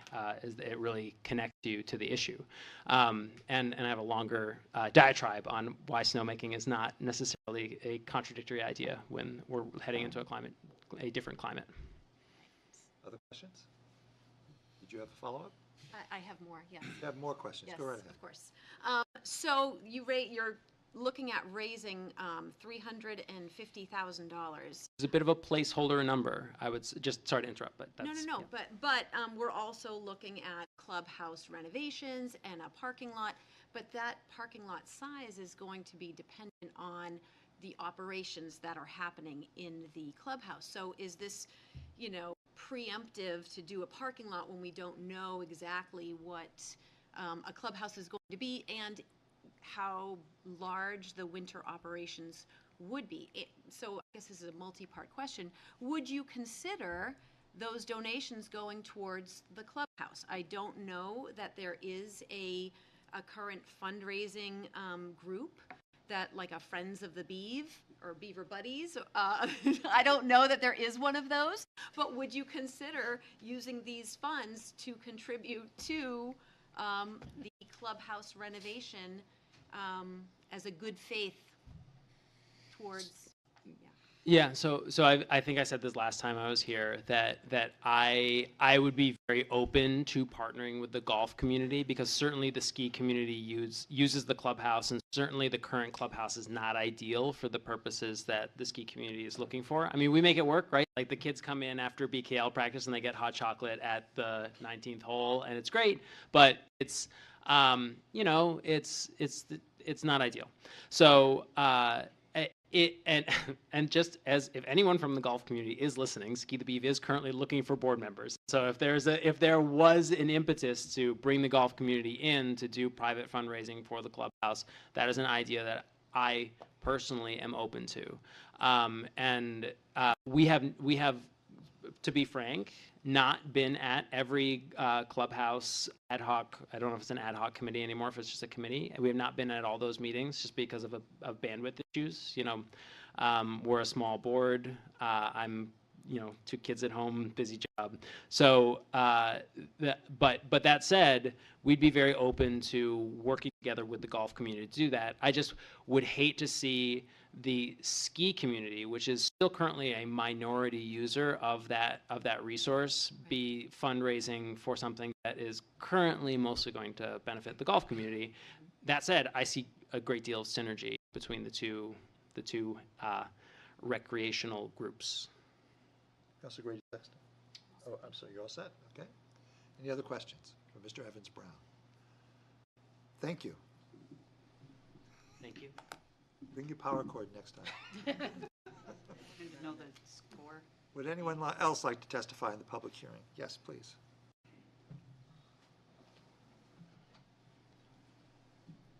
Welcome. Hi, how are you? Fine, thank you. Please identify yourself. My name is Tracy Bricky. I am from Pennacook.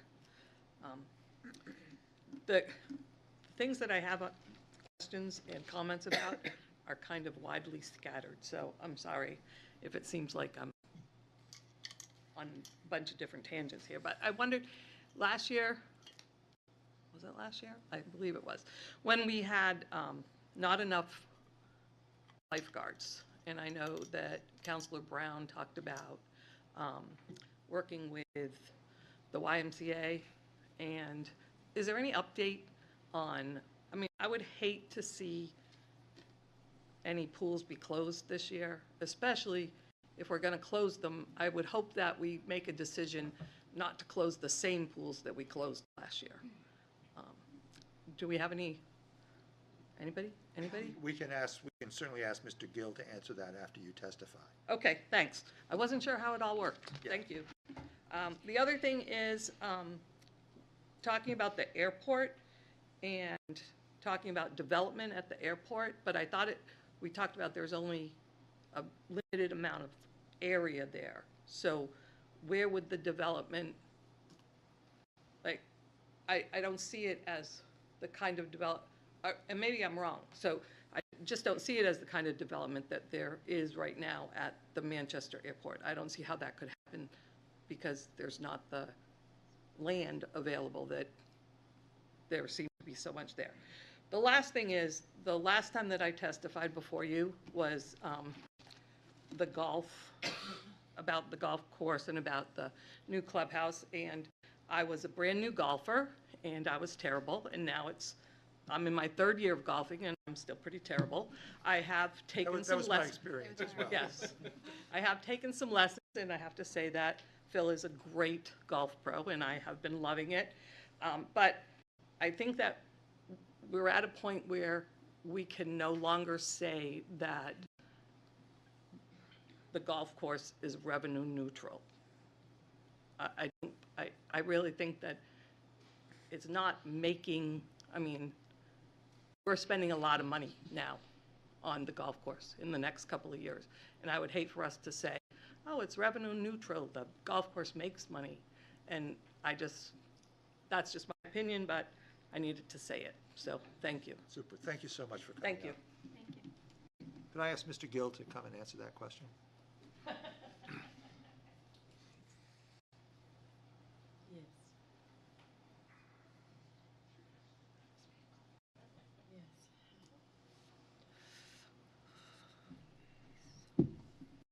Thank you, Mr. Gill. Good evening, Mayor, Member City Council. Question on the pools.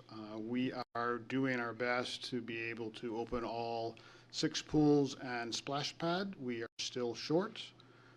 We still have 3 weeks or so to go before the pools open, so we are actively still hiring lifeguards and WSI instructors. The one good thing is, and it's, we will be opening the splash pad June 1st and 2nd weekend. We have not figured out the hours yet because we have our first staff training next week. So we are moving forward, but we do not have enough staff at this time to all open all 6 pools. Okay. And we will create a schedule to the best of our ability based on staffing in a couple weeks. Councilor Owen? Does that mean alternating what pools are closed? Are you going to pick one pool that is permanently closed the entire season? What is the idea? Everything's on the table. I don't want to commit. Thank you, Your Honor. I heard a rumor, and I'm hoping that you can either squelch the rumor or tell us it was true, that the number of applicants for summer help that you had this year, there were more people asking to work at the splash pad than asking to be in the lifeguard staff. Is that correct? Not exactly. Between our camp counselors, lifeguard, WSIs, and splash pad attendants, we had 104 applications. Everybody got an email or text. Out of the 104, I think 55 responded. Out of the 55, I think we interviewed almost 49, offered 34, and 29 accepted. The question on the splash pad is, there is more interest from some of our returning staff to work there because of some of the things they have to deal with as being a lifeguard at a pool regarding how kids and parents act. Thank you. Thank you. Councilor Todd? Thank you, Your Honor. I'm sorry about this unexpected. Yeah, thank you. It's, Mr. Gill, in the past, has the number of pool users been a determining factor in which pools have been open when we've had a shortage on lifeguards? Yes. Up until COVID, all pools were open on a regular basis. COVID kind of changed the world as we know it. We didn't offer lifeguarding classes for 2 years. We had shortages. We're still building back from that. But for the past 3 years, we did do it based on pool attendance, and we definitely heard from the community, hey, can we do a different model for this year? And I think it's all going to depend on how we look at how we can get the staffing done. So we'll continue to do that. Thank you. Thank you, Your Honor, and thank you, Mr. Gill, and to your entire department for all the work that you do. Could you just explain any other factors that go into the decision-making and determining when you have a staff shortage, which pools are open and which aren't, beyond attendance? I'm going to point out to the fire department for a real second. We have a requirement to have an 18-year-old. We're required to have our goal is to have a returning staff and not all 3 new staff. You know, you look at some of the other organizations, they have to have an EMT, they have to have X, Y, Z, so we do the same thing. Sometimes if we wake up in the morning and people call out sick, it's that pool that gets affected. Sometimes lifeguards can only get to 1 or 2 pools because they're riding their bike, you know, so there is that daily juggle of what pools are open and closed. The goal is we're going to try to look at a different model for this year regarding if we can't open all 6 at all times. But what that is yet, it really all depends on staffing. The other challenge, and I think there's, Laura's back there, but I think there's 12 or 14 staff that have hired as lifeguards, but they only want to work 2 days. And then we have about 10 people going on week and 2-week-long vacations to Europe, which is awesome. You know, and that's changed. I mean, I remember, Laura's been here 10 or 12 years. I've been here 25. We used to have 27 staff that we hired, which was what we need to open all 7 pools, and 2 or 3 extras to be on call. Everybody worked all the time. Everybody worked 40 hours, and that model is no longer there. So, you know, we have to hire 45 to 50 lifeguards to try to keep 6 pools and splash pad open just because everybody's, anybody who wants to get a job gets a job, and then people who really don't need a job, they travel, or I don't know what the answer is, but it's definitely changed. The staffing's changed. Follow up? Your Honor, and so you are actively still recruiting and hiring? Absolutely. And the people at home and people in the audience and here, the best we could do if we want to open pools is to help with recruiting? Recruiting is apply for a summer job, sign up for a lifeguard class. I think we are all sitting here. One of the best things, I have a 22-year-old daughter, the best thing we can do as parents is make sure they have a good work ethic. It's showing up to work, is learning how to work with people you like and people you don't like, is having your own money. Personally, that starts at 15, 16 years old. So I encourage anybody who still wants to have a job, we are hiring. ConcordNH.gov, look for employment, apply, and you apply tonight, we'll contact you within 48 hours. Thank you so much, Mr. Councilor Burris, did you have a question? I'll All right. save it for another time. Thank you. Councilor Schultz. So how many, again, are you ideally still need to hire? If you can, if we can, I'm going to say, put it on your shoulders. Eight full-time, 40-hour-a-week people would be ideal. That's going to probably translate to 12 or 13 because people don't really want to work full-time anymore. I'd also say seniors could be helpful with this. Follow up, Councilor? Sorry, That's Mr. all right. Mayor. Young people, of course, but also any retirees who love to swim and are, would fit Yep, the criteria. lifeguarding class is open to everybody. We hire, we have several senior citizens on staff for Parks and Rec, so all ages, all abilities, as long as you can swim and pass the test, we will interview and see what we can do. And we do require police background checks on all employees over 18, so that's out there for the adults. I could dust off my Boy Scout life-saving merit badge, but I'm a little busy these days. Any other questions? Worry about the background check. Thank you. Thank you, Councilor. Councilor Brown. Yes. Has anyone taken advantage of the free membership at the Y? I do not, we're not tracking that. I do not know that. I can reach out to the Y tomorrow. Are they aware, I'm sorry, follow up, Your Honor? Follow up. Yes. Are you letting folks know that that is a benefit, that they can get in shape and? Yes, but maybe not the most recent ones, because we're kind of, so I might be a week or so behind, but we are letting them know the best we can. I think, signed PAs yesterday. It was 15 or 16 different PAs, so they might not be on the list yet. Follow up?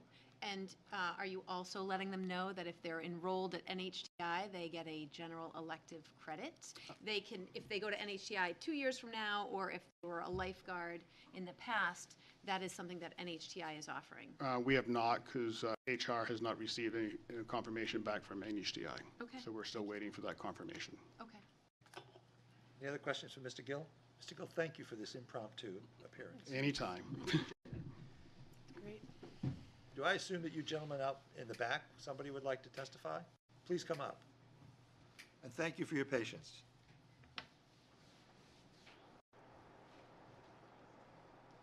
Welcome, and please identify yourself for the record. My name's Ted Rice. I'm president of the Concord Skate Park Association. We're a nonprofit built to work with you, the city, for a new skate park. So we're part of the CIP 60 project. Question I had for you guys tonight was, you mentioned that there was a $500,000 grant and then $500,000 other to be designated to CIP 60. Are there specific designations for that money, or is that for the entire project? Because we're obviously, I'm thinking that the entire project is probably going to be a phased thing, and at the rate we're moving right now, it looks like we'll probably, if everything goes through, be the first phase. So is the money for FY25 to go specifically to the skate park or any other specifics of the project? I think we would have to ask staff to answer that question once you complete your testimony. Okay. But we are a nonprofit, and we are certainly ready and willing to start fundraising, and hoping to move forward with this project as quickly as possible. Thank you. Any questions for Mr. Rice? Councilor Brown? You have already been doing fundraising, haven't you? Yes, yeah, we have a few events throughout the year, whether it's a skate jam or like June 21st is Go Skateboarding Day. So we're having what's called a game of skate at the park. It's essentially a game of horse, but with skateboards. So it's one person does a trick and someone tries to match it, and you compete and cut down the line and go there. But we've had a couple bands play for us. We've done some beers with the brewery. We've done all kinds of different ideas for fundraising. So. Thank you. Thank you. By the way, I should mention that City Council has received a number of emails in support of the project, as well as of the bocce court at Keach Park. So those have, your emails have been shared with the City Council prior to this meeting. Okay, and they are part of the public testimony. Awesome. Thank you. Yeah. Thank you. Thank you. Staff to answer your question. Take care. Thank you. Mr. Thompson. Thank you, Your Honor. As I mentioned during the presentation, those funds are asterisked. They are for $500,000 of a federal grant, $500,000 in donation, and that would include the design and construction of the skate park as well as parking lot improvements associated with the arena. Okay. And is that phase, I believe part of the question was, how is that phased? It's all put in one phase. It's currently all programmed for FY25 should the funding become available. All right. Thank you. Thank you. Would anyone else like to testify? All right, seeing none, I'll declare the public hearing closed. Not being any other business before the committee at this moment, I will entertain a motion to adjourn the fiscal committee hearing. Finance. I do that every time, I'm sorry. The Finance Committee hearing. Motion to adjourn Finance Committee? Motion to adjourn, second. All right, all in favor, please signify by saying aye. Aye. Opposed, no. Too-many breaks. There'll be a 5-minute recess before we reconvene as City Council in non-public session.